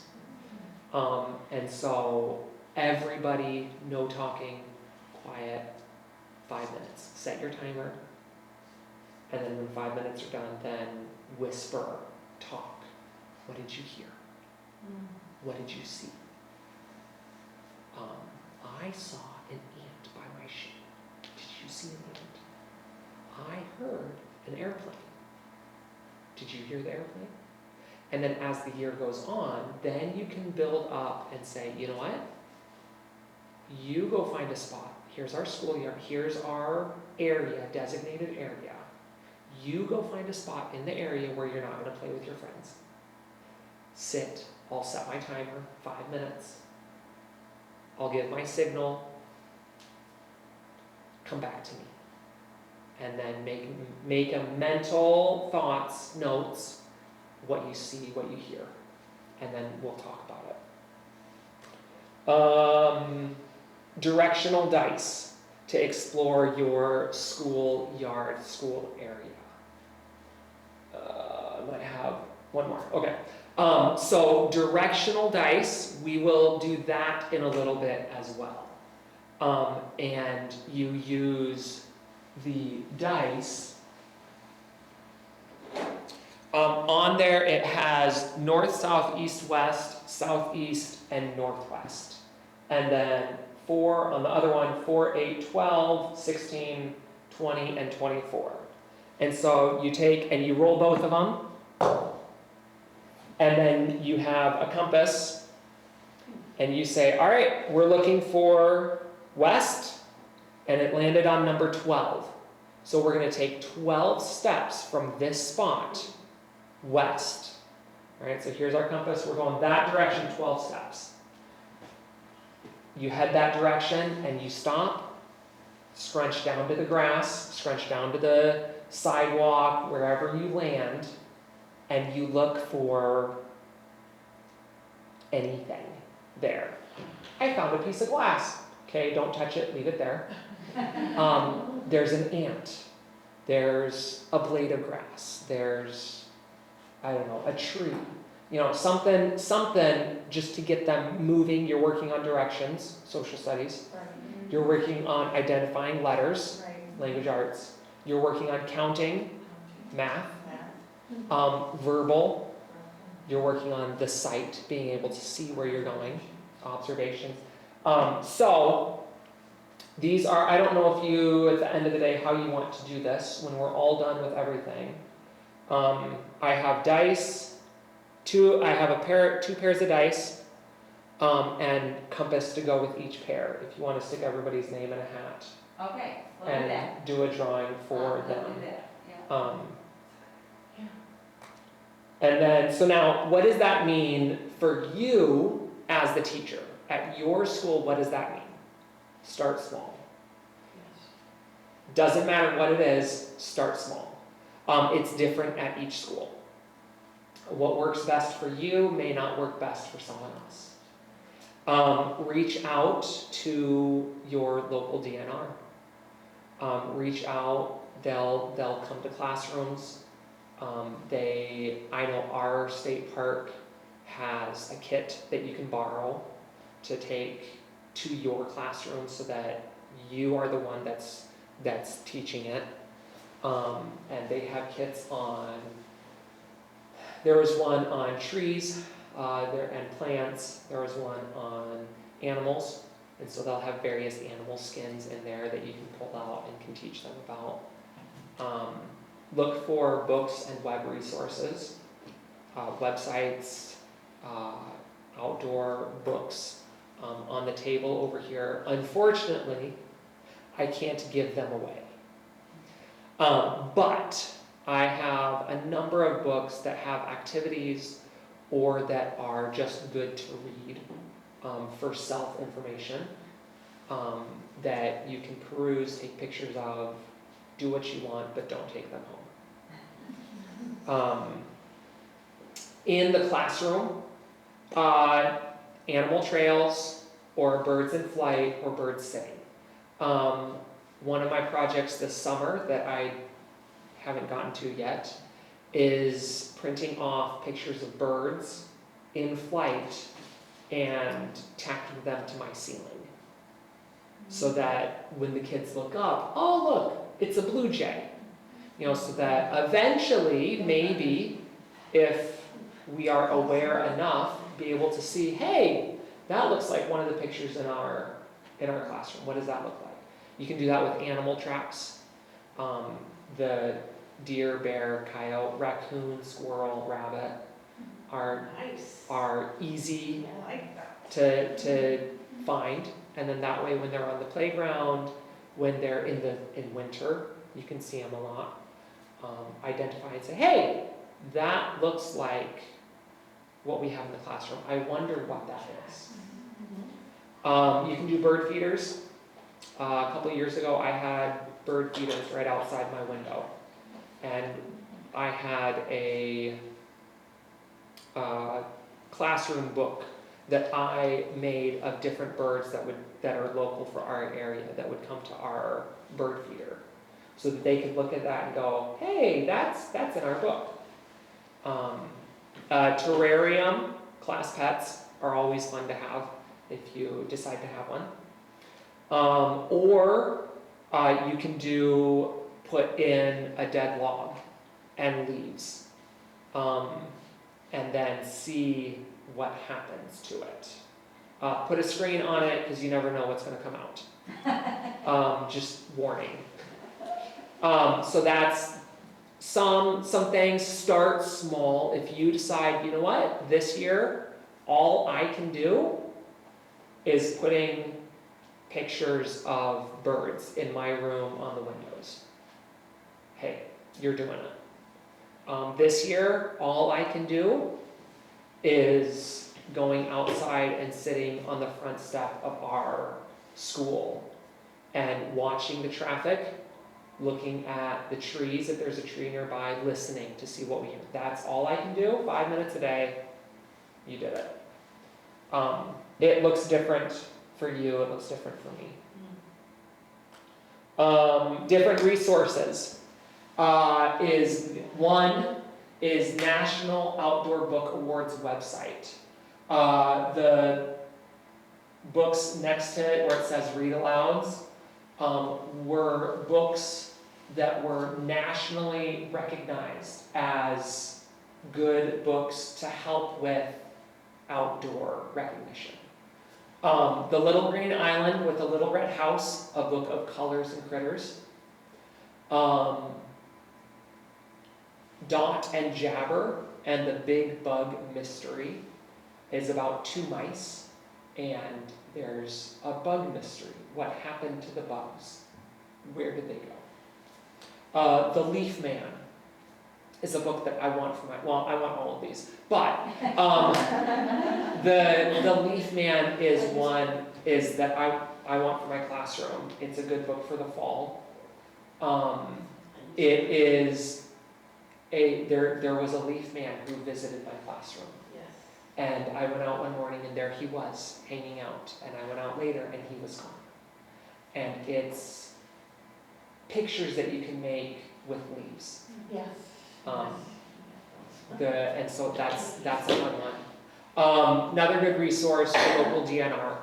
The state park, if there's a nature preserve next to you, near where you're at, reach out to them, talk to them, and say, hey, is there someone that you can come to our classroom? Or, hey, Mr. Smith, principal of my school, can we plan a field trip to go there and have a class and go stomping through the woods and the leaves?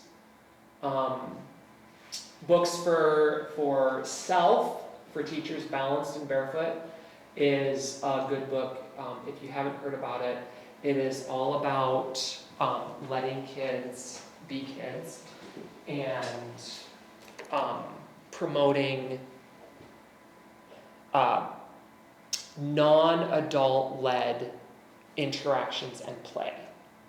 Letting kids just play without directing them. Because when kids play a game, they automatically create rules. They automatically assign a role to each person. We're going to play house, and you're going to be the mommy, and I'm going to be the daddy, and you're going to be the baby, and you're the dog. They've assigned those roles without your help. They're learning those social skills, all social emotional. 101 Nature Activities for Kids. Fantastic book.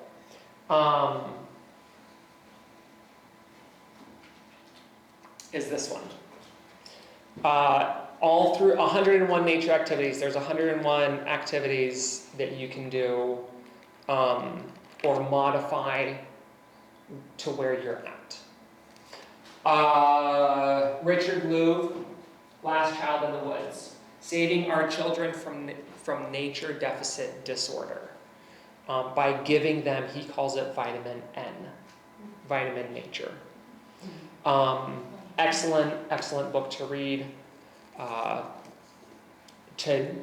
For just a couple, there's other books over there if you want to look at them.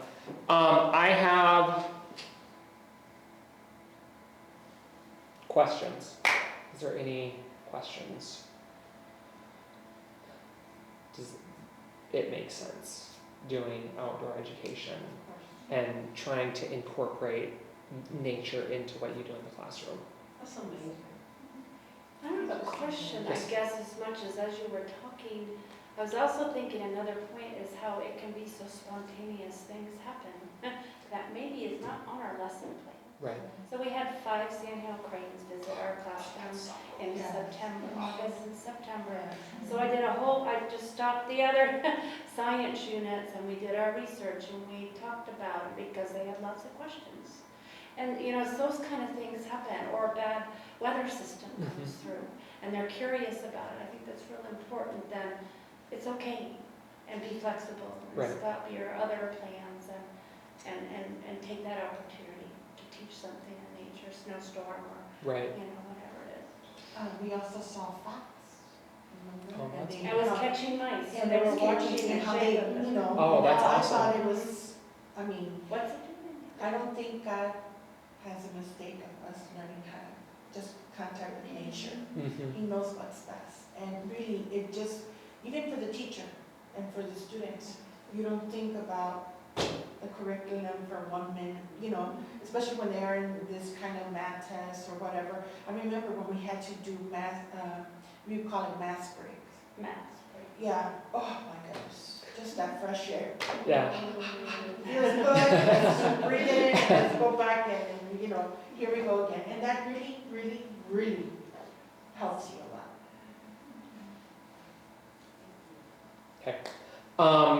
I have a couple handouts. One is an article. You can read, you cannot read. It's purely up to you. There's a hole in that tree is the name of the article. The teacher was an inner city downtown school. And they picked a tree that was on their block. And they would go visit it weekly, maybe weekly. It was at a park that was nearby. And the students noticed, hey, there's a hole here. I wonder what lives there. And so they did a study, and they would come back to the tree, they would look at it, and at the end, they did a whole play on the animals that might use that hole. So even if you're inner city downtown with nothing around you, there's something around you. You can do the bird feeder. My in-laws have they affixed hanging bird feeders right outside their window. So the birds come up directly right next to the window because it's attached right to the window. So I mean, they're constantly flying in and out because movement. But that's a big one if you can't do anything else. Bird feeders is an easy one, except for the cost of bird food. So there's that. But it's fun. The kids love it as well. The other packet that I have is all activities. There's the scavenger hunts. There is activities on going to a vacant lot, a parking lot. Is the parking lot really vacant? It looks vacant, is it really? There's using the sidewalk, going out and doing it, looking at what's in the sidewalk as compared to what's in the grass and the dirt. Animal charades, there's a couple different games. Learning to look and looking to see is a fun one. Quick frozen critters, that's in here as well. I'll go back to you. Early childhood environment, maybe pre-K classroom. Decorations.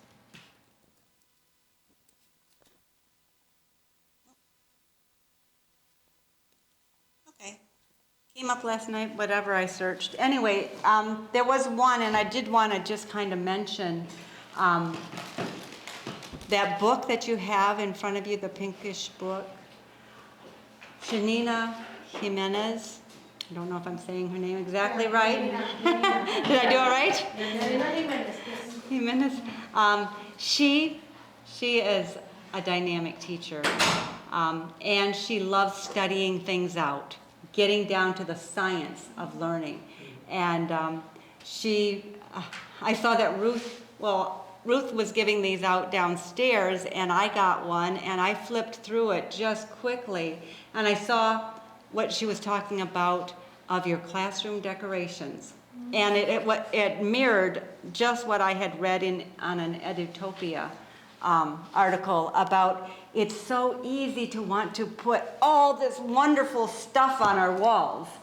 And it just talks about overstimulation can really wear the little brain out. And it's a case where less is more.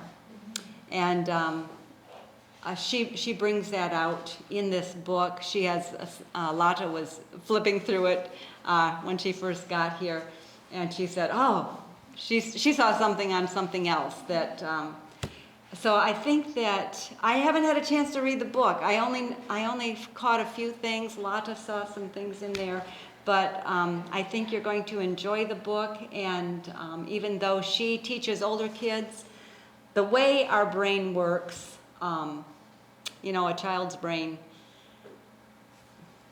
is much the same.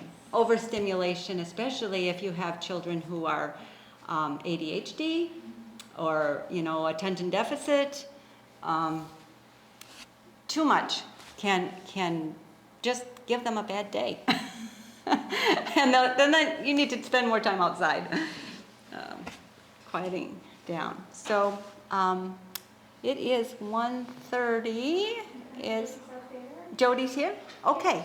So I think that's, if you have resources, things that you really like, I will add them to this list and send that out to everybody. Okay? All right.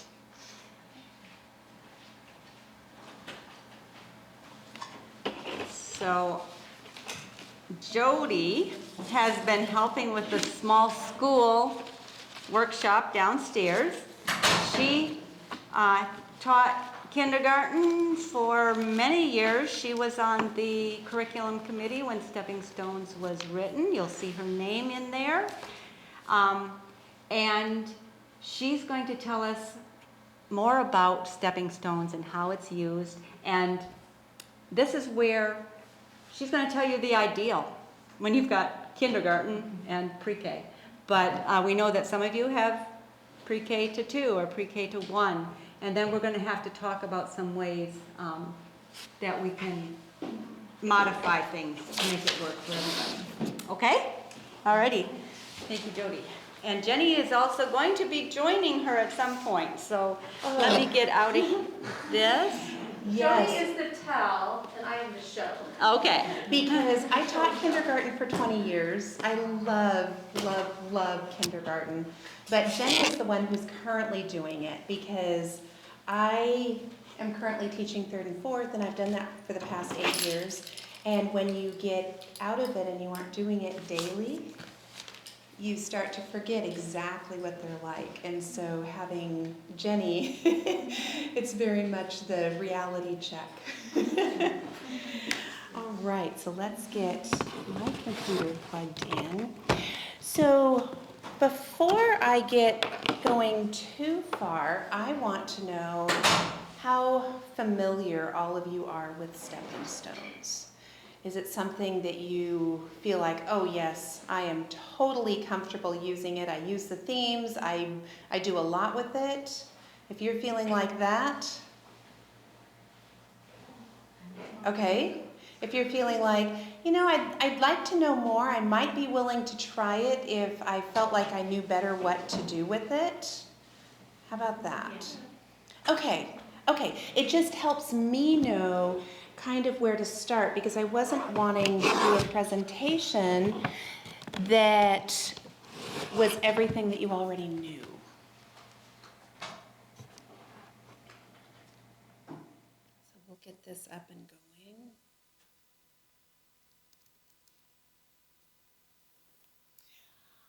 So kindergarten, absolutely, absolutely love it. In 2007, I was invited to be part of the kindergarten curriculum committee. And that was the most fun thing I've ever done. If you ever get an opportunity to be a part of a committee like that, it is so worth it because you're working with teachers who love your grade level as much as you do. And the expertise that you get from that is just fantastic. So I learned so much. And Stepping Stones, it was one of those things that we lived, breathed. We'd take everything back to our own classrooms, try it out, play with it, and then come back and meet and say, okay, what do we need to add? How can we make this better for teachers? So as we got into it, we wanted to make the invisible God visible. We wanted to show Jesus to our kids in all the different things that we were doing. And so we spent, probably a week working on philosophy and just really working hard on that, and then the beliefs that we had. This was something that Rob Robinson, he was the one who wrote all the Bible picture books, the Bible story books. He would say over and over again, God is bigger and closer and more intimately involved in our lives than we will ever know. And we're the ones that help children get to know God better and love him more. If you have a full day program, you seriously have these kids, as many of their waking hours or more than their parents do. And so this is our job, to connect them. Our philosophy is pretty simple. Start every child where he or she is and take that child as far as they're able to go.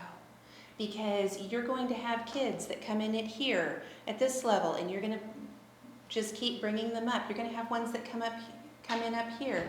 You want them to continue growing too. So whether they are 3-year-olds, 4-year-olds, 5-year-olds, 6-year-olds, we want to take them where they are and then help them grow. This was in the old A Child's World curriculum that I started with. There is no set body of knowledge and skills required for entrance to kindergarten or first grade. The point is, nobody is so stupid they can't come to kindergarten. We want it to be inclusive for all kids. Then we take them where they are and then move them along. As you look through, there are all of these beliefs that we have. I'm not going to read through all of them at this point because they are there in the teaching manual and you can read through these. But nurturing and accepting each other leads to unity through the love of Jesus Christ. So we need to create that safe, nurturing environment. And adults will do that, and they will work to teach kids to be kind and thoughtful of each other and accepting of each other. So teacher materials. Jenny, can I put you in charge of this? Absolutely. I might even set it for you. Sure. Or you can stand over there, but so that you can hold up things for me. Okay, so the teacher manual, and I did not see the book. Here's a little poem, but there's the teacher manual. And the teacher manual has all kinds of good things in it. It is well worth looking through because there are just a variety of things that it helps you know how to set different things up, what all is included in the program, how it works. All the writing mini lessons are all there, all in order. So it's a very helpful resource. There are 10 daily lesson guides. How many of you have this in your classroom? Okay, so there are 10 of these. Now, Pathways has 9, but we thought kindergarten, they need some extra help at the beginning of the year to transition to school. You can't just jump in to the first theme. So we did an intro unit, Off We Go, that teaches them how to be at school and really helps you think through procedures and how you want things to be in the classroom. There are 37 theme books, and these are picture books. There's a wide range of picture books. There are nonfiction ones that are put in here. There's poetry. There's just a huge variety. There's rap type. And the themes are basically either science or social studies. So Arctic there's a lot of science, and there's certainly some social studies in there too. Me on the Map with that, and that's Who's My Neighbor? That one, that would be a lot of social studies. And so you're getting a lot of your social studies and science just from the theme books, which is fantastic. And there's also always you probably just mentioned this, the tie-in between the lap book and the theme book is just spot on. It is really strong. My friend Kay, she would go through, even after I thought that I had put in connections, she would go in behind me and continue to add more because she wanted that connection so strong. And so that is a really special thing in this curriculum. And these Bible lap books, Rob did such a fantastic job of writing the stories so that they are kid-friendly, not just kindergarten friendly, but pre-K friendly, first and second grade friendly. It's been tried with kids pre-K through second grade, and they all love the Bible. Let's see, there's a phonics kit, and I do a separate training on that. And so if you have the phonics program at your school and you're interested, connect with Sue and we can make sure that you know how to use it because it's a fantastic resource and I thoroughly enjoyed using it. There are Bible story readers that come in a book like this, and you just tear it out and you fold it, and then they have a book, yes, they have a book that they could take home. Jenny, go ahead. And I'm kind of a cheapskate, and I didn't want to have to buy one of these for each of my students. $35 a piece. So what I did was I ordered one set of these, and I cut them all out, and then I came over to see my friend Sue, and I laminated them all. Then I put them together so that I have in my classroom little mini books that the kids can access anytime. So it's not quite as good as them each having one to take home themselves, but we do have a little copy in the classroom. So this was a nice way of making it accessible, but on a budget. What's nice about these books is they've taken the story and they've simplified it way down. Yeah. And so that's nice. One of the things that is our committee was horrified when we heard that it was $35 a book. So we were thinking, okay, how can schools actually afford this? And one of the ideas that we came up with was maybe connect with your church. Because these are books that they could take home, share with their families, and so evangelism. Maybe the church would be willing to put some money towards it from their evangelism, and you could use this. And so keep that in mind if you're interested in the books. There are also Bible story and music CDs. And these are great. My kids love these songs. They are so catchy. They're so easy to sing. We'll put them on in the morning when they're coming in. I'll put them on during center time. Sometimes we'll sing one and send a video to the parents of the kids singing. So they're very easy to sing songs because not everyone is musical, but they're not too high that you can't really sing them. They're very, very friendly.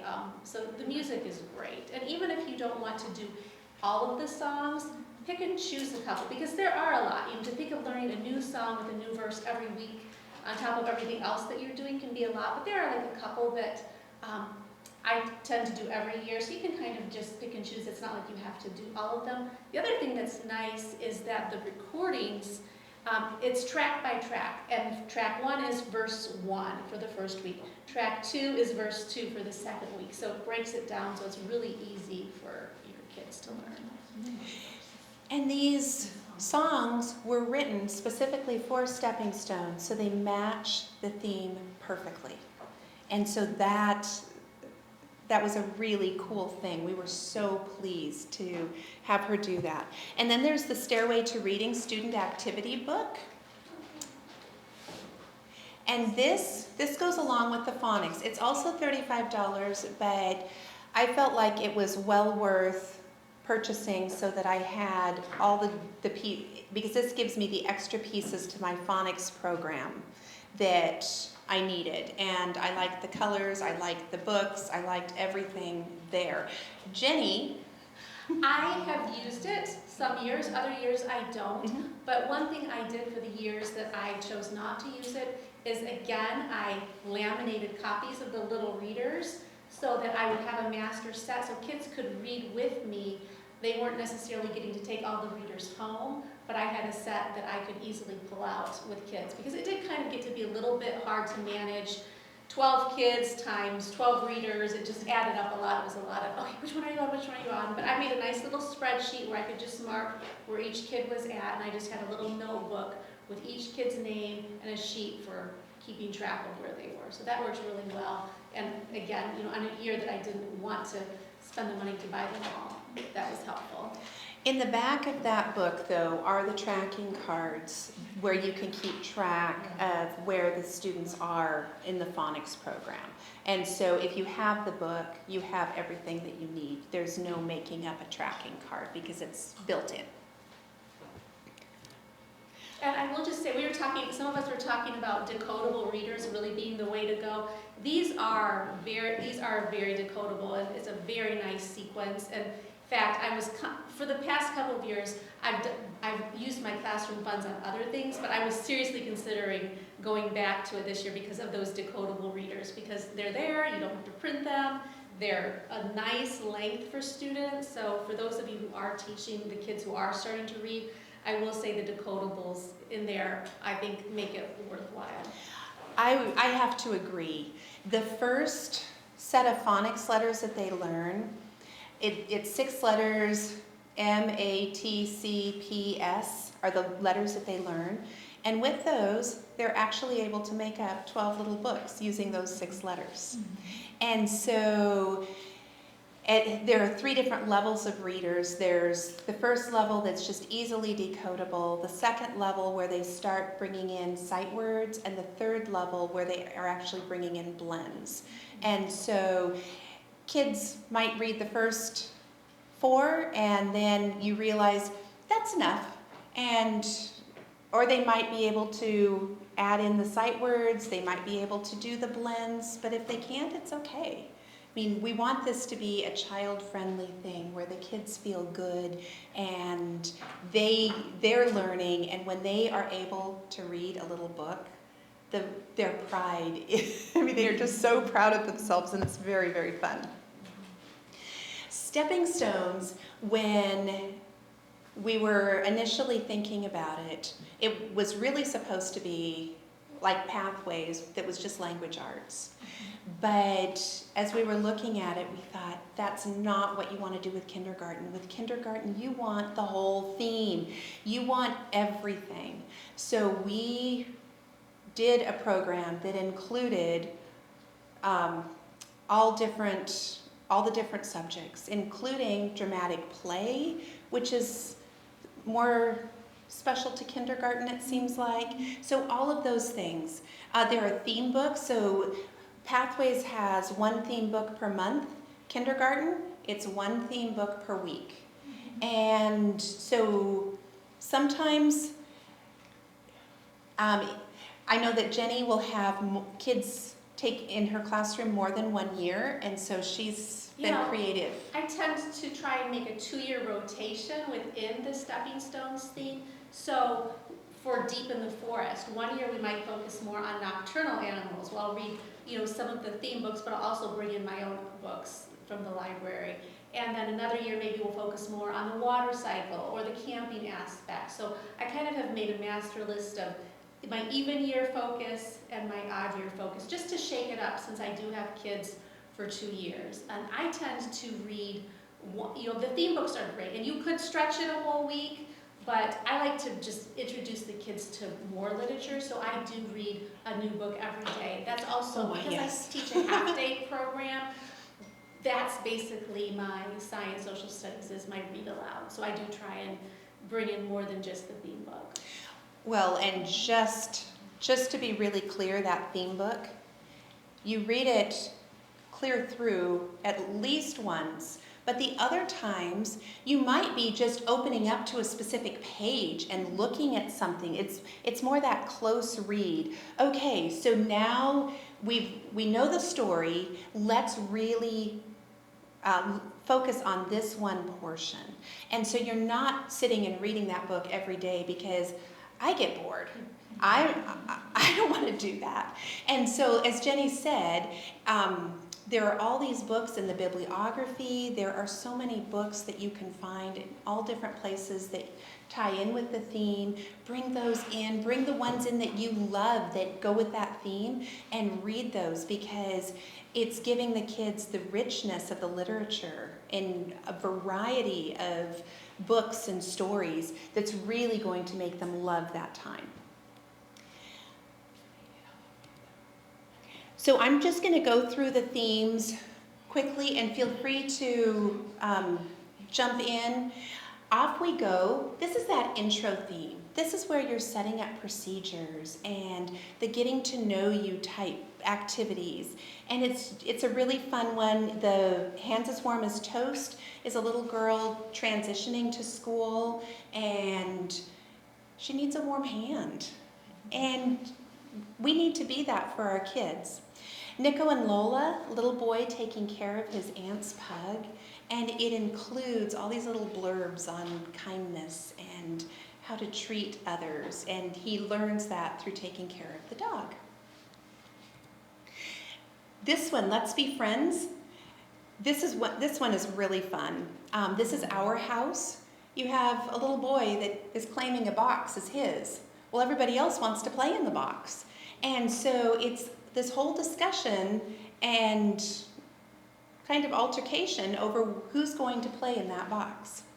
And One Smile, it's that pay it forward, where because she smiled at somebody, it set in a chain of events into motion that ended up helping her get to a birthday party.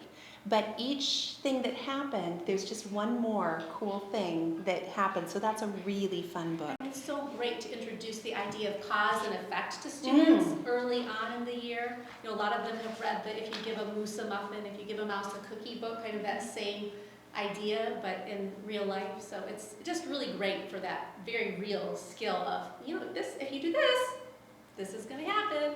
Right. Mia Hamm, Winners Never Quit, famous soccer player, and her learning to be a good sport. And that was not easy for her. Being With You This Way, it's kind of a rap type, I mean, it kind of has that kind of rhythm. And so it's fun to read. It's just a very different type of book, but it exposes kids to another type of literature. Me on the Map, that is a really fun one where it starts with where the person is in their house, and then on their street, in their city. This is just a fun way, too, to help kids really start to understand the idea of that our world is made up of continents, the continents are made up of countries, states, and so on. And the kids have fun actually opening the containers and putting them back in and taking them apart. So that's just kind of a fun, hands-on way to make kind of an abstract concept a little bit more real. Adele and Simon, 2 kids in France, and it includes all of the cool places that you can go in Paris. And the little boy is losing all of his things, his scarf, his backpack, his crayons, all the things, but you can find them on the pages. So if the kids look really carefully, they can find them, and they love that. This is one where it might be helpful to have more than one copy if you have a larger class, so that there can be other groups that are looking for it, so that it's not just the kids that are right at the front that get to see it.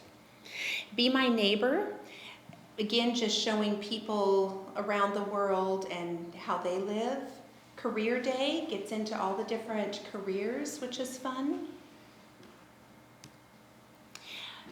Deep in the Forest, that was the first one that I worked on. And after Arctic. But Deep in the Forest, this is one of my absolute favorites, because I love forests, I love animals, I love all the things that go with it. So we have When Rain Falls, and it just talks about all these different animals and what they do when rain falls. Where Would I Be in an Evergreen Tree? Gorgeous language. The pictures are beautiful. And it just talks about the different things that are there in the forest. Good Night Owl, that was kind of a funnier one. I don't remember the punchline with it. Basically, the owl is frustrated because all these animals are making noise, and then at the end, he's trying to sleep and. But Yeah. I'm saying it opposite. Yeah, but yeah, the owl is awake, everyone else is asleep. So the nocturnal, diurnal thinking. And then when we go camping, I mean, these kids that go camping and then some of their experiences, are there hidden? There are hidden images. Yes, hidden images in that. Winter's Gift. So this is a Christmas theme. So there are 3 books that go with this. Winter's Gift, it talks about a horse and a man who's lonely who takes in this horse, and he's so thankful. And the horse, of course, has a foal on Christmas morning with a diamond on its head. So realistic, no. But sweet story, yes. Christmas Day in the Morning, that one I really love because it's a boy that's getting up. It's a really old Pearl Buck story, and he gets up early in the morning to go out and milk the cows so that when his dad gets up, his dad doesn't have to. His dad got to spend Christmas morning and see the kids opening presents, which he had never done. And so it's just one of those really giving of yourself type books. It's a tearjerker. That's one that I have a hard time reading without getting teary and emotional. My kids know that I cry during stories on occasion. And that's okay. The Best Present, that is more just getting ready for Christmas, isn't it? Honestly, that's one I don't read a whole lot, but yes, Mhm. that sounds good. Often you don't have time for 3 books. I mean, it's Christmas and you often don't. So there you are. We Are Family. This one was frustrating to us, I'll just be honest, because we have multiple different cultures in it. And that was not what we wanted, but we were somewhat limited in our choices of books. And so our theme really is family. And each one of these books pulls family in very strongly. So Grandfather Counts, he's an immigrant. And he's moving into a home with his family, his daughter and her kids, her family, and them learning to get along. Sam and the Lucky Money, this one was really cool because he gets his lucky money in his little red envelope, and he wants to know if he can do anything he wants to with it. And doesn't he buy a pair of socks? He does. The We're socks. all this man. Mm-hmm. Dad and Me in the Morning, little boy, and he's deaf. I mean, it mentions some of the things, like the alarm clock is flashing lights. And so it mentions some of those things in it, and they get up early to go see the sunrise, which is very fun. Mama Pena's Pancakes, there's always room for one more. So that he kept inviting people to come for pancakes. And everybody that he invited said, "Are you sure you'll have enough?" "Oh, we have a little bit and a little bit more." Well, they all bring things, and so in the end, there is plenty of food for everyone. But it's a very fun book. Arctic, this was the absolute first theme that we did. I mean, we spent the most time working on Arctic. There's True Story of Balto, Mama, and that's the lead dog that was at the very end of the Iditarod Trail that got the medicine to Nome to stop the diphtheria epidemic. Mm-hmm. Mama, Do You Love Me? Little child asking, "Will you love me if this happens? Will you love me if this happens?" And the mama's saying yes. That story is read the same time that the Prodigal Son story is, or not the Prodigal, is it the Prodigal Son? Yes, the Prodigal Son story is read in the Bible program. So again, just a really neat tie-in. And then Alaska Animal Babies. This is a really fun one. It's a nonfiction. And I found that my little boys especially really loved the nonfiction books. And this was not one that I could sit down and read the entire thing in one sitting. I don't know about you, but typically I would read a few each day because after a while, they would start to blend in the kids' heads. It was just too much. But you read a few a day, and they were thrilled to have me pull out that book because they really enjoyed it. The Emperor's Egg, that one is really cute. It's following emperor penguins, and it's just very nicely done. Wonderfully Made. This was another one that I loved. The growing story. Little boy he can see everything around him growing, but he doesn't feel like he's growing until you get to the end of the summer and he tries to put his clothes on again. And he can't button them and they're too short. And so he's so excited that he's growing too. And so it's a great time to bring in all the growing things that are around. The Busy Body book, this one actually goes for 2 weeks because there is so much information in it. And so it stretches out over 2 weeks. It basically goes through the different body systems, circulatory, respiratory. And then Happy Healthy Me is more about health. And that was one that Rob wrote also. It goes through eating the rainbow and just what you can do to be healthy. Moving on, this one's fun too. Papa and the Pioneer Quilt. So the family's moving across the country in a covered wagon. And it's just a really, really good story. You hear some of the trials that they have as they're going along and just some of the good things that happen too. A Day on the Prairie, this is a book that 3rd graders wrote and did the pictures for, so it's really fun to get to show the kids, oh, this is something that kids have done. Iron Horses, this is one of my favorites to read because it has a cadence and it has 2 or 3 word phrases pretty much. And so I'm trying to think of some. But it really mimics the sound of the railroad. Da da da da da da da da da da. Yes, it is a lot of fun. And again, it's just a different genre. Arbor Day Square, these people have moved to a place and they have no central town square. They don't have trees really there, and so they're planting them and just making it a beautiful area. So it goes along very well with Earth Day or anything like that, planting trees, making things beautiful. And then the last theme has 5 books because we recognize that some schools go longer, especially when you're up in Canada, they're going clear through the end of June. So we wanted to make sure that no matter when your school ended, that you had curriculum and good books to read.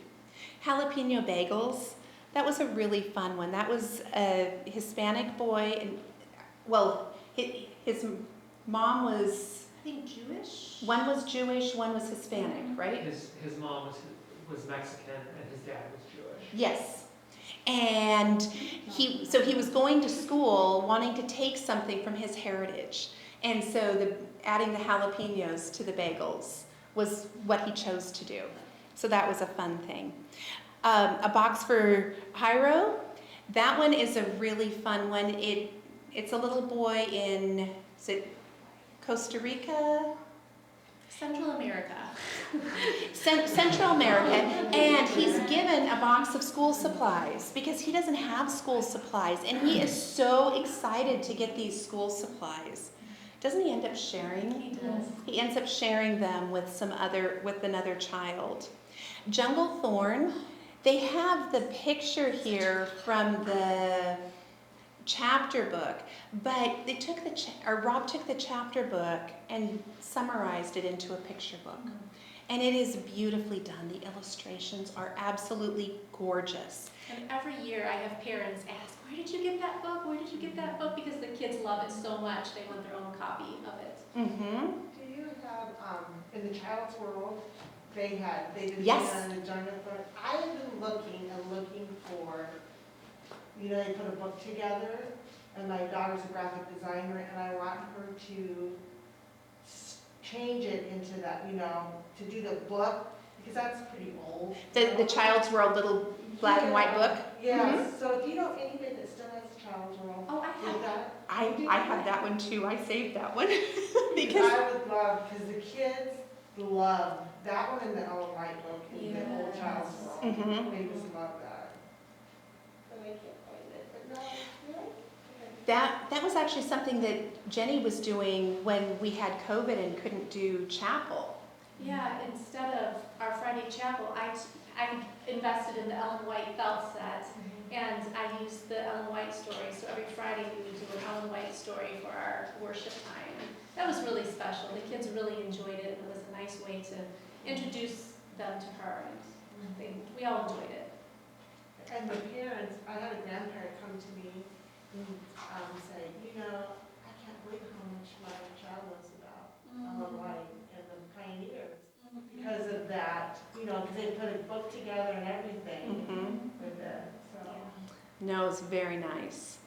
Then the 4 Feet 2 Sandals, 2 little girls in Pakistan. They're in a refugee camp, and there's a big pile of clothes and shoes, and they each pick up one of the flip-flops.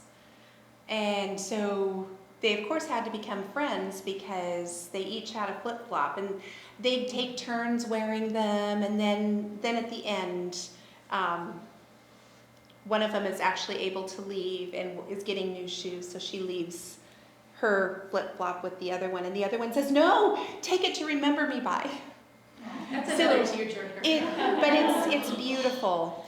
Beatrice's goat, I love this one because it shows what happens when we provide a goat for a family. This family, because they had the milk, they were able to eat healthier food, and she was able to get the money that she needed to buy the uniform and the books that she needed for school. So it really makes that clear, and it's a great time to do a mission emphasis in your classroom. And there's some years where I'll read that book in December, and then we'll, instead of having a Christmas party where we buy gifts for each other, we'll raise money for ADRA, and we'll actually buy a goat or sheep or chickens for a family in need. So it's a nice tie-in if you don't mind switching your books around sometimes. So again, it includes all of the subjects, all the normal ones, and then dramatic play added in as well. So I'm just curious, what's something that you love about what you've heard so far that you think would be fun to have in your classroom? Or something you're already using that you think is really fun? Well, we do a career day, and so the kids get an opportunity to dress up as well. And then I've had guest speakers, some of them being their parents, come and present on the different things, so that was a highlight of the program. One of the things that I liked was I brought healthy breakfast and not very healthy breakfast. Of course, everybody ate everything, but you know, they got to choose, and I was trying to explain that an orange is healthy, you know, instead of other things, and they really loved it. I mean, my kids really, really loved it. Because can we do that again? I think because they were hungry. But they ate them, you know, egg and, you know, milk and what's good. Is it chocolate milk? You know, things like that. And we compare, and they loved it. They really loved that. And I think that was on the healthy. Wonderfully Made. Yeah, Wonderfully Made. On that same note with the Wonderfully Made, I do a green day as well. And so my parents were ecstatic because they're like, how did you get our kids to eat vegetables that were green that they couldn't ever do? So the kids had to bring them in. We got to share, they wore the color green, and we had a bunch of green activities that day. So we tied it in with nature too, going outside. And it was a good thing to do. Oh, nice. So, in the daily lesson guide, how much, I'm guessing that most of you have not looked through them a whole lot. At the very beginning, do you mind? Are they, Not the teacher manual. are they similar to the pathways, the way the pathways is set up? Because that's what I'm thinking. This is new to me. Not the current pathways. The current pathways is set up day 1, day 2, day 3, day 4, but it's set up the way pathways used to be, where it was a menu Oh, okay. that you chose from. And so here at the beginning in the intro area,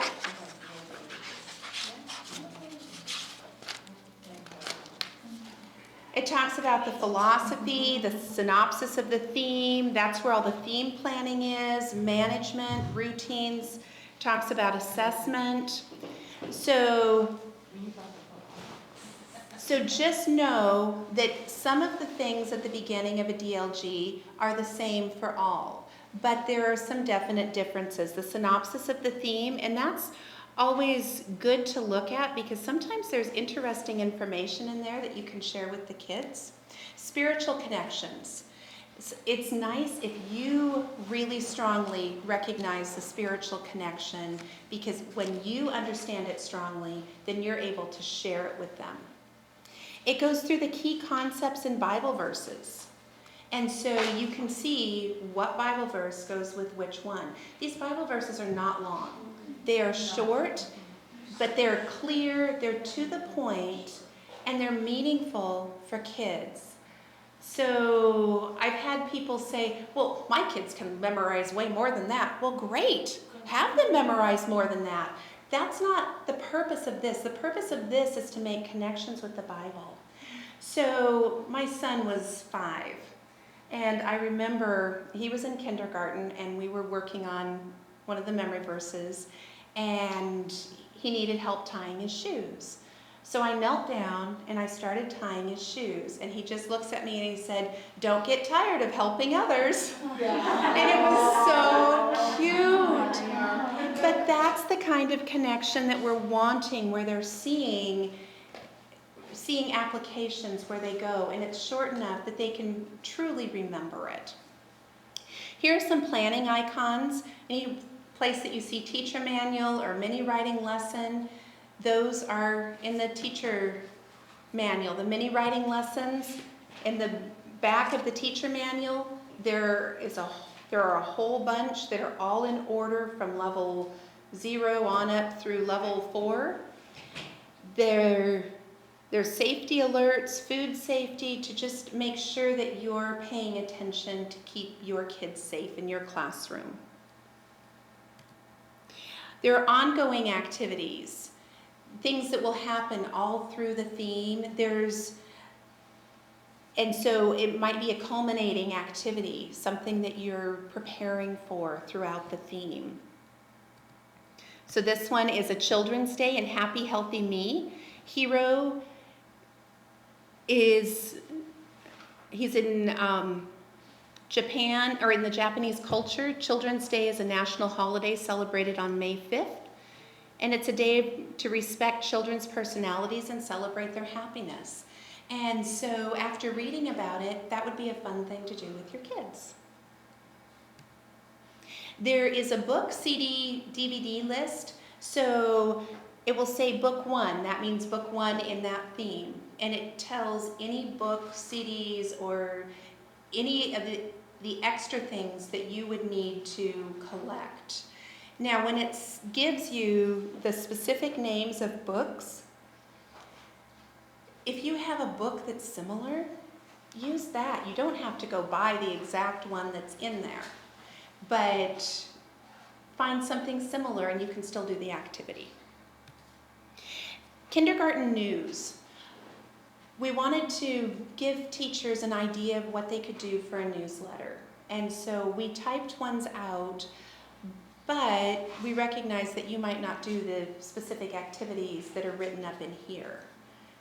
But I would often go and look at the synopsis of the story, because that gave a really good idea of what I could tell parents, because it would say, reading a story about this, our theme is about this, and it would just summarize very nicely. It would kind of give those few sentences that said very nicely what it would take me 10 minutes to come up with. So I would kind of use that as a resource, especially when it was introducing a new theme. So while I wouldn't use the page 2, I would often choose some of the, especially the Bible tie-in. Mhm. I would use some of their verbiage because they did a very nice job of saying it very nicely and succinctly. Yes, because the bottom one, it's the Bible connection that's all through. And so you really want parents hearing that. Bulletin boards. I hate bulletin boards. I hate messing with them, but I'm much more likely to if there are some ideas that I think, oh, well, I could do that. So once I have the idea, then I don't mind doing it. So this is helpful with that. Again, if you have your own ideas, use those. Theme word board. So for each book, there are some theme words. Did you have, it was here. Those are actually different kinds of trees. Okay. But I would make ours like that. Yeah. And while they have words for each week, which was wonderful, I didn't want to be changing my words out every week, so I would look at the 4 books and the 4 themes and try and come up with just 8 words. Partially because I had a little pocket chart that had 8 spaces. Like 8 is good, they're kindergartners. So I would try and choose maybe 2 words from each book that were really representative and that I thought were words that they would use more than others. So that's how I personally did the word wall, is I just chose 8 per theme rather than changing them out every week. Absolutely, and there are some general theme words where there are 8 of those that would go through all of them as well. But sometimes the ones for the books were more fun. Calendars. There's a calendar page that you can copy and put numbers in. I just used a Google Calendar, and at the beginning, right before the beginning of the year, I would go through, put in all important dates for the kids. I would put in a little icon, so like for their birthdays, I put a little birthday cupcake, just the clip art with their name, so that the calendars were meaningful to them. And then I would have them write the number of how many days we'd been in school. So they were practicing a couple numbers a day, and what was cool about that is once you got up to the teen numbers, they were going to do 10 of the same number all in a row. 10 ones, 10 twos, 10 threes, and that really helped them as they were learning, and yet they didn't ever have to sit down and practice a bunch of numbers at one time. So that was an idea. And then centers. There are ideas for all the different centers, which is really, really cool. And it was helpful to me because I couldn't always come up with the great ideas, but Kay and Rob, I mean, they just had so many ideas for that, and so that was helpful. Culminating activities, so there's always at least one idea for something that you could do as a culminating activity and where you could include parents. These we added right at the end. They're transition activities. And these are fun because they're little poems, little songs that you can use. And pre-K, K, first grade, they love these types of things. I mean, I don't know if you do the clean up, yeah. And so this just gives you some other types that you can do. There's a schedule in there. And then as we get to routines, we have the Bible routine. And I love the Bible routine because it was 5 days. The introduce underneath experiencing the story, introducing is Monday, presenting is Tuesday, reviewing is Wednesday, practicing is Thursday, applying is Friday. And the other thing that I noticed when Bible Encounter came out, even though this is set on 5 days rather than 8, it covers the same types of things that are in that 8 concept wheel in Encounter. And so you can feel really good about having your if some of you have first grade, having first grade go through this Bible as well, because it's very meaningful, and yet pre-K and K, it works for them too. And then Bible verse and prayer. So those are the things that you do each day. And then in that grid, you would look and see, oh, okay, so what is in introducing? And then you can pick what you want to do from that. What is in presenting? And then you would choose what you want to do from that. And that choice menu is so nice because some activities just don't work with my personality. And it's like, oh, I don't think that's just not me. Or you might not have a particular material. So I love that there's always multiple choices that you can look at and really decide what's going to work for your group of students. Maybe you have a group of kids that really don't need to stomp on balloons, even though that'd be a great introduction, but maybe another year you do. So it's really nice to just have it's almost like a menu, and I really like that. Yes, go ahead. For memory verses, I was just going to show one of my first years teaching Stepping Stones Bible. I went ahead and made memory verse cards for each week, and I laminated them just so we can display those. It's really great too for as the kids do start learning some of those words. They'll be like, oh, I see the word and, or oh, there's a period, or it's a capital P. So that's just one thing I've done to just kind of have the memory verse be a little bit more prominent in the classroom. And one year when I only had 5 students, I actually printed out little teeny tiny memory verse cards, and each kid got their own little memory verse ring. You can pass it over if you want. And that was really special. We'd review our cards periodically, and they really did pick up the memory verses and really did get to learn them because they, like Jody said, they are pretty easy to learn. They are pretty short, and they loved having their little memory verse ring. I wouldn't do it a year that I had 15 or 16, but that year I had 5, it was really perfect. And I wanted to just show there are so many wonderful craft ideas because kids just love bringing home something that represents the Bible story. This is one that's in the Stepping Stones program. This is one that goes along with, I think it's the family theme, or no, it's Who's My Neighbor, with, is it Elisha or Elijah? I can never remember. Elisha. But one thing I wanted to point out was with the crafts, and with anything in the program really, with your pre-Ks, you want to look and think about what is it going to be like for them to do this? Because the coloring, they can do, it's pretty small places, so this might be a good time to bring out the colored pencils. But the cutting for some of those pre-Ks is going to be really challenging. So you might either want to give them a kindergarten buddy or a first grade buddy to help them with the cutting out, or you might want to help with that cutting out because some of the fine motor is going to be a little tricky for most of your pre-Ks, but they're going to love the craft and they're going to feel really positive about it. So definitely check out the craft activities. There's also all sorts of great ways to practice the memory verse. I think this is with the Daniel and the Lion's Den story. This is straight from the program. You just write one word on each little paw print, put them on the ground. They can step and say it. They think they're having just a great time. It incorporates some movement, a brain break. So there's just lots of really, really neat things. I also wanted to show with creation. Creation is a big focus of the Deep in the Forest theme. You have it for a month.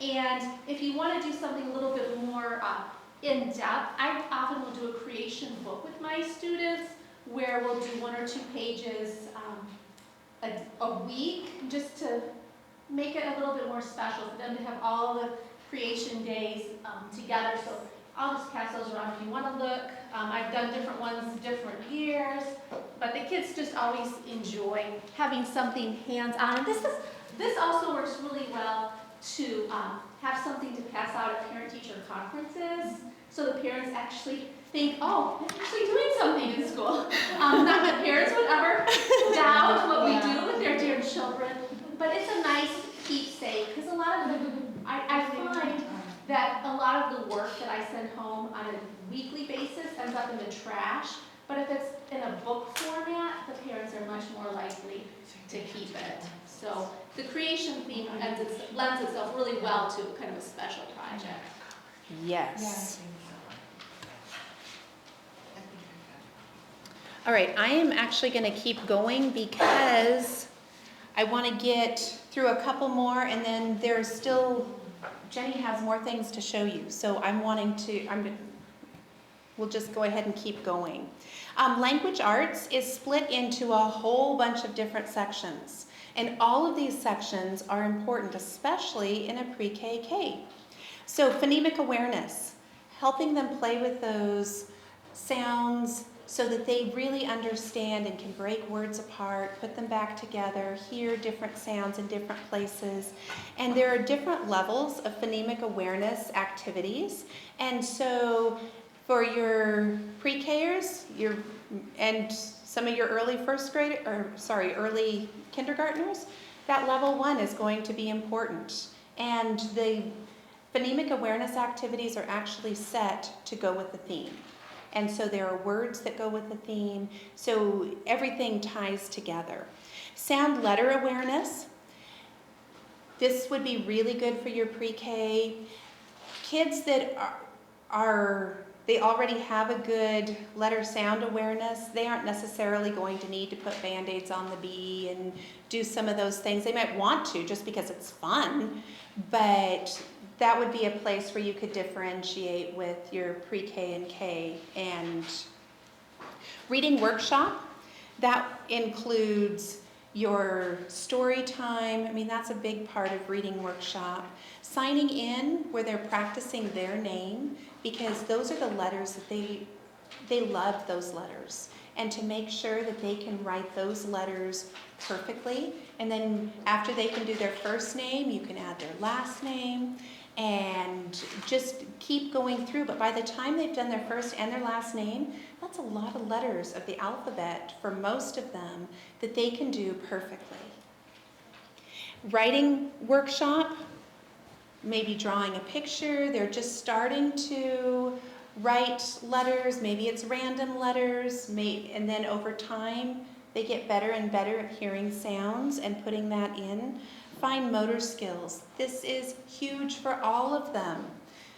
And she has some fine. So this is Tongs will become your best friend. Your dog, maybe you've done this one at the beginning of the year with the Off We Go theme, dog food, Yes. lots and lots of fun. This is one that I didn't even know was in Stepping Stones until Jody told me about it, but scissor strip practice. The kids love it. And putting it on color paper makes it all the more fun. They can just pick out one and go at it. There's all different kinds of lines with different shapes. Some are easier than others, but that's a really fun way. The printables are in the program. So that's one I always pull out at the beginning of the year. Of course, Play-Doh. Who doesn't love Play-Doh? One that I recently discovered, Pokey Pins. Have you ever done Pokey Pins? There's lots of free resources on the internet. I actually bought a set that went along with the alphabet, but basically you just copy these little papers off, staple them to construction paper, get out some thumbtacks, have your kids sit down on the floor and start poking away. It's great for that fine motor skills, hand-eye coordination, and when they're done, they can hold it up to the light and see the beautiful picture. So Pokey Pins are tons of fun, and it takes a lot of time, and it's quiet. It's one of the activities that I'll often have them do when they're done with work or when they come in the morning. So Pokey Pins are super fun. Eyedroppers. One thing with those, the Pokey Pins, I would just have a sample, a carpet sample, I mean like the carpet square. I had a few of those that they could set on their table, and so then they could do it at their table also. So another option. Eyedroppers and colored water, super fun. Again, it's that fine motor skill. This was one for When It Rains, that book. You can, there's these little suction cups that they can try and fill in. This is what I do at Christmas. The kids love because they can actually mix colors and they get to discover, oh, if I put red and yellow together, it makes orange. And they can fill in the different little spaces on the wreath. So this is a really, really fun one. This one is not from the curriculum, but I just found it online. It was a freebie, and I was able to just copy it off, laminate it. Probably one of my kids' favorite fine motor activities. I'm sure everyone probably has many whiteboards in their class.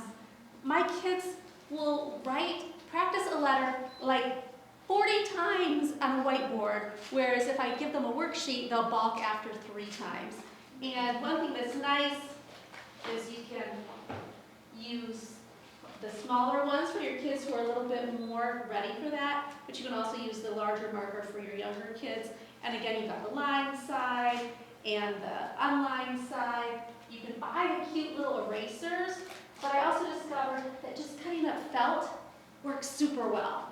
So lots of fun options for the fine motor. Magnet doodles, these are from Dollar Tree. These are another thing that kids will love to practice writing on, whereas if it's just paper, it's not so fun, but this is just, makes it super great.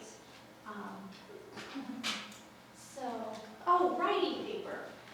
When you get to Writer's Workshop, I've discovered that it's really fun to have different options of paper for your kids based on where they're at. This is one that I use for kids at the beginning of the year, and I don't even have my editing boxes on it. I do that later on, but it's just a nice little place for them to write their draw their picture, and then if they want to attempt writing something, they can, or if they want to dictate it to me, they can. As kids get a little bit more able, we graduate to just 2 lines, and I've discovered that I don't like giving kids the traditional, maybe this is bad, but I don't like giving them the traditional handwriting paper with the top, middle, dashed, and the bottom. I find that most kids, their fine motor skills just aren't there yet, and it just it gives them so much more of a, when they just can focus on the formation.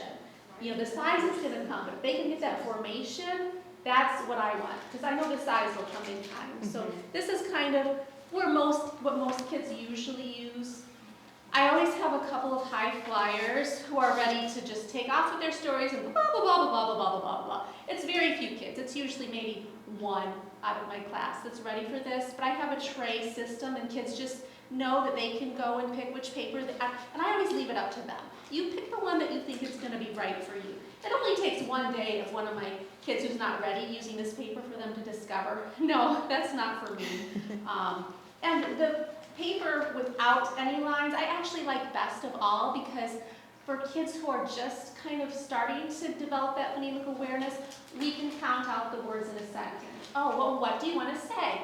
I like my mom. Okay, well, let's count how many words that is. I like my mom. So we're going to make 4 lines. I like my mom. And then we can go through it word by word and figure out what sounds we're hearing. So that's how I do the writing for my kids. And some kids are very comfortable just putting down whatever they hear. Other kids, even though they are pretty good at it, they still want me right by them. And thankfully, I typically have a pretty small class size, so I'm able to help them. But some of them, it is kind of hard to. It's like, well, you try. Well, what do you think? But anyway, so that's with writing. The letters in their names, the sounds in their names. I mean, those are the first ones. If you hear a sound in their name, really help them hear that, because those are the ones they're really going to connect with. These two. You have to. Oh, for phonemic awareness, Slinkies, have you all found Slinkies? And Dollar Tree, you can get heart ones at Valentine's time. I don't remember what time of the year I found stars. I think it was at Christmas, or just plain ones. So for just stretching out the sounds and words, these are great. But I always model to kids how far to stretch, because I don't want them to break them. Say, only go this far. If I see you going that far, you're just going to have to do it with your hands. So Slinkies are super fun. And then this was something that you had in your classroom. Oh, yes. So they talk about having little containers, and you can put pennies in a couple of them, and rice in a couple. Well, I had these. These are I got from a Montessori store, and so then I just work to match them, and it just helps them developing that ear. If they can hear this, they're that much closer to being able to distinguish letters. One more show and tell for writing. Smelly markers. My kids will do anything for smelling if they get to use smelly markers. So when the motivation is low, pull out your Mr. Sketch smelly markers. And then listening and speaking is already in there, and just having times during the day where there are some activities in the actual daily lesson guide for listening and speaking, but I'm sure that you're already doing a lot. All right. Math, there are lots of hands-on math activities. And I absolutely love that because it's set up for large group work, small group work, and independent work. But what I really liked was it was things like you make a pattern using pattern blocks.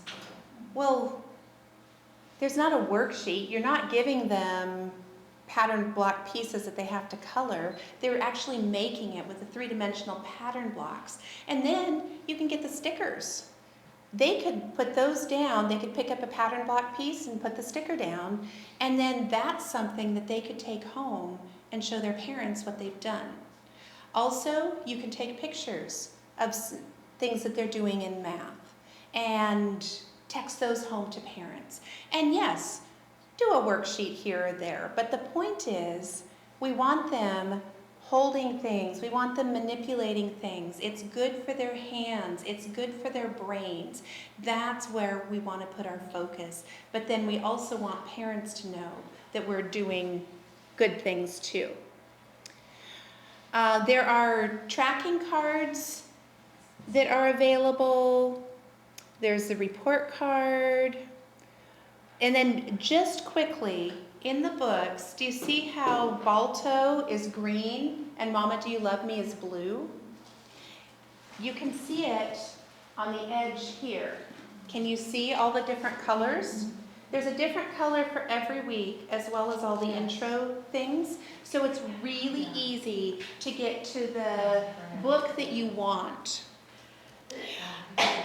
Every book, it has the scope or it has the standards that were addressed. And if you look, it says presented, developing, and independent, and then there's a little icon in the different box.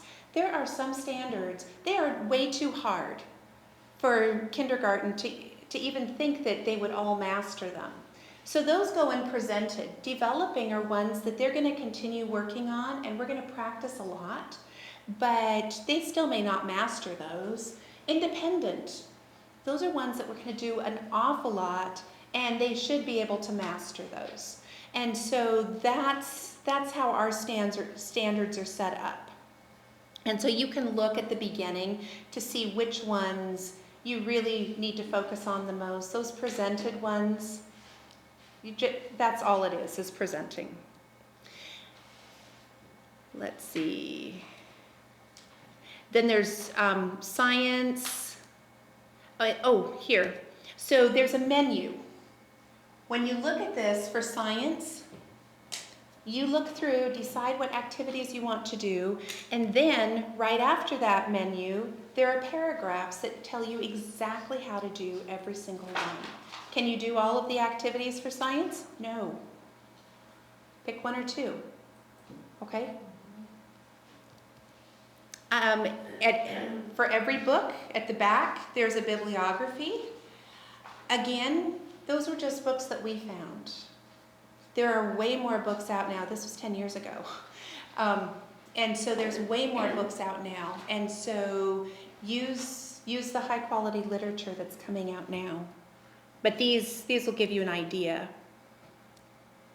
And then we wanted to talk about this. So often we have these centers in our classroom, like the Block Center and the House Center and Dramatic Play. We have all of these centers, and the kids totally feel like they're playing. Sometimes we worry that the parents think that that's all they're doing. And so Jenny found this resource online, and it's the rationale for centers.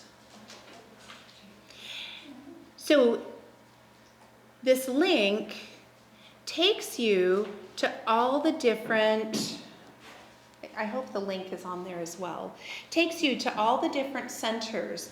And then when you click on one, and you've been given copies of all of this, it tells you what types of things they're learning in that center. And so this is something that you can share with your parents at a back to school night. You could send it home as a flyer. You could, as Sue was saying, you could even laminate it and post it by the center so anybody that comes in your room and sees that center can say, oh, wow, they're learning a lot here, because they are. And those, Can you take one or no? yes, Oh, there's one for each of you. thank you. Because Sue worked really hard. I gave those to her yesterday or the day before. Get copy and put them in the way. Anyway, But I thought they were so neat, and I had, heard other people saying that it's nice to have them posted. Right. So somebody walking in, they don't know, they don't necessarily know that these kids are learning something while they're selling things at the store or sweeping the floor or, they're really learning things. but we definitely want to encourage the use of these centers and that hands-on. If you are thinking that you have a lot of grading to do because your kids have done a lot of worksheets, you might want to rethink and think, I have a worksheet for this. What could they do that's hands-on? Doing a few worksheets here or there, yes, they're going to see worksheets. And if you're just doing a few, they love them.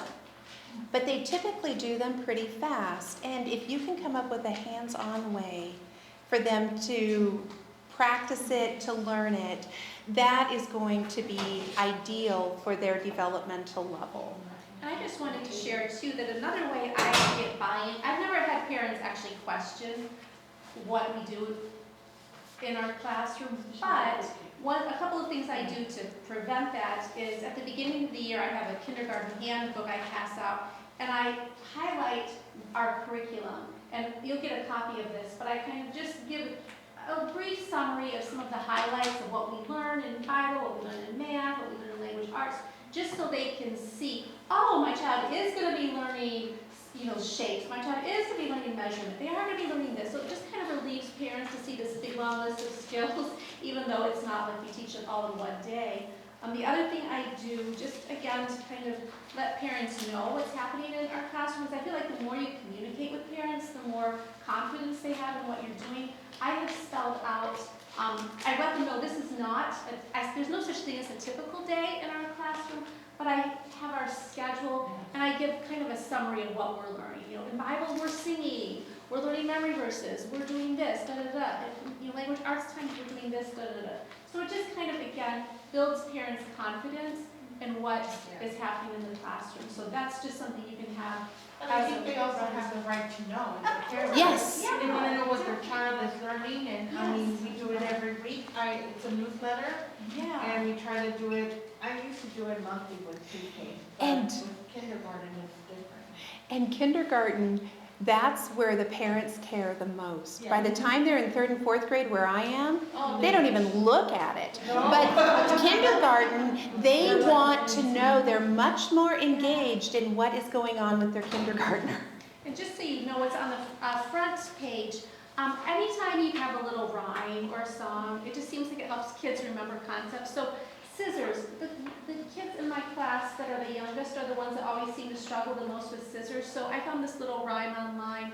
2 fingers on the bottom and the thumb on top. Open your mouth and go chomp, chomp, chomp. And that seems to really help them with the scissors. And then number formation rhymes, my kids love.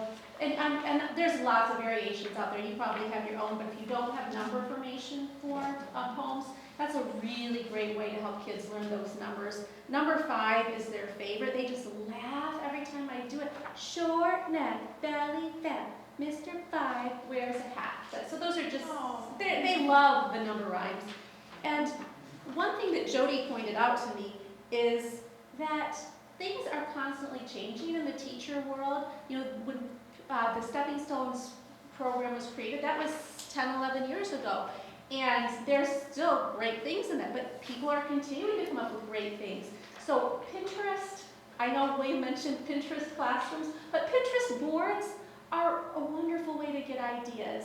So I've tried to keep current on my Pinterest boards. I have a theme, I have a board for each theme.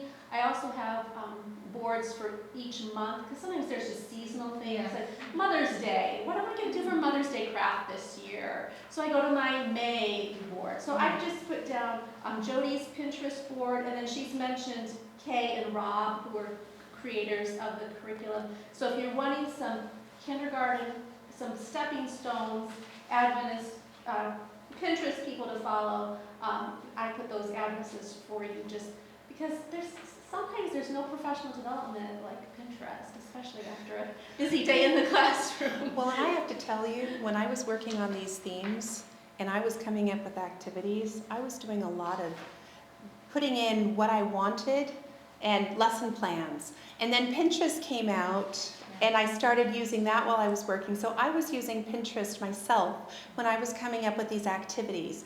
So like Jenny said, I was finding the best activities that I could then. But it doesn't mean that they are the end-all be-all. They're good activities, but you may find something and you say, oh, this is so cool, and it meets the same objective, and use it. But at the same time, don't go down that rabbit hole if you don't have the time for it. If it's not your hobby, don't go down that rabbit hole. Just grab something and do it, because you could spend forever going on Pinterest. We are to the end of our presentation, so were there some things that you did not get to show? I know there were some things that you did not get to show. So let's get the show and tell them. This is wonderful. If you've not used cookie sheets and magnetic letters, super fun for building words. Do-a-dots, have you used do-a-dot markers? Lots of fun with that. Math. As soon as I knew I was going to be teaching kindergarten, I started collecting different kinds of counters. I now have about 50 different containers of fun little counters. Anytime I go in a store, I'm just looking and thinking, what could I use? What's here that I could use as counters? I got little ice thingies that I think are actually gems from Michael's or Dollar Tree. Beads make excellent counters. Targets, mini erasers, but just anytime you can find something fun and little, kids just love it. You know, if they're practicing addition, you can pull these out. And it feels fresh and new when you have new counters. This is a fun one to make when you're doing the Arctic theme. Make a little ice box, and you can put, you can do number recognition, you can do addition. Right now I have CVC words in here. And then this is just the magnetic fishing pole from those fishy puzzles. Melissa done fishy puzzles. Yeah. So this is just a really fun thing that I've made. Dramatic play. The kids love it when you add a few little theme-related props. This is for the moving on theme. Estimating jar. Yes. Super fun way to help kids develop their number sense. We always do this on Friday, and I'll just grab some of a counter or just something lying around the room. We'll put it in a jar. Kids will make estimates, smart guesses about how many they think are in there. It's a great way to develop number sense, and it's really neat to see as the year progresses how much better they get at it. So that's really fun. I think that's it. There's a few other things. I will pass this around. This was a really fun little theme book that we made along with the moving on theme. There's just a lot of neat social studies concepts you can introduce kids to, as far as state geography. We talk about the science of why they had to leave in May. As far as they need those spring rains to have ended, so their cattle wouldn't get stuck in the mud. They needed to finish before the winter snow started. So just a lot of neat extra learning that can happen. We talk about the tie-in between Abram and Sarah having to leave their home and what they brought, how they weren't able to bring everything. We talk about what we would bring, so there's a chance for some writing. We also introduced tally marks for how much flour they would need. And this is fun. I actually sit the kids around me at a table, and we actually count out. We talk about how pioneers had to take 600 pounds of flour, and I said that is like 120 bags of flour, and I bring in one of those 5-pound bags of flour, and we actually count. We go 1, 2, 3, 4, 5, 6, and trying to keep all the kids. I probably wouldn't do this with pre-K, honestly, because it's a lot to keep track. Maybe you'd have a big number, 120, that they put stars on or something. But for the older dark kids, it's really fun. So just some of those theme books. Again, these are the books that the parents ooh and ah over and just and keep forever. So. And hold on to these as much as they want to take them home, because you are going to have a learning fair or a parent night later, and you are going to want to have some really good things. So plan on that and plan on what you're going to keep for that. And this is another one that goes along with the Me and the Map. And there's one of these in the Stepping Stones curriculum where you actually do pictures of everything. The kids actually get to color. I didn't color mine in yet. Shame on me. The kids get to color theirs in. But just, again, it's one of those fun little treasure books that we do when we have a little bit of extra time. But it's an amazing curriculum. It really does let the kids experience and learn so much and in a fun, hands-on, memorable way. So we're down, one last thing. I was cleaning out my basement. And so I brought a lot of things that are from when I taught kindergarten that go with themes, and they are in the workroom. And so my husband says he is not allowing any of the stuff back in his house. He wants that shelf space, and so please come take what you like. I'm happy to be down there, and if you're saying, what is this and why is this here? I can explain the theme that it goes with. And I was just going to point out, the reason why I have a beach tent for the forest theme is actually so that I can see what's happening in the tent. So that's just something to be aware of, because, little kids, when they get in small little spaces, they don't always do what they should. So that's why I have a beach tent for our forest. I think that even works better. I love it. I think you see everything. Yeah, they can They're sort playing it in out. there? Yeah. Oh, okay, they're there, And they're not expensive.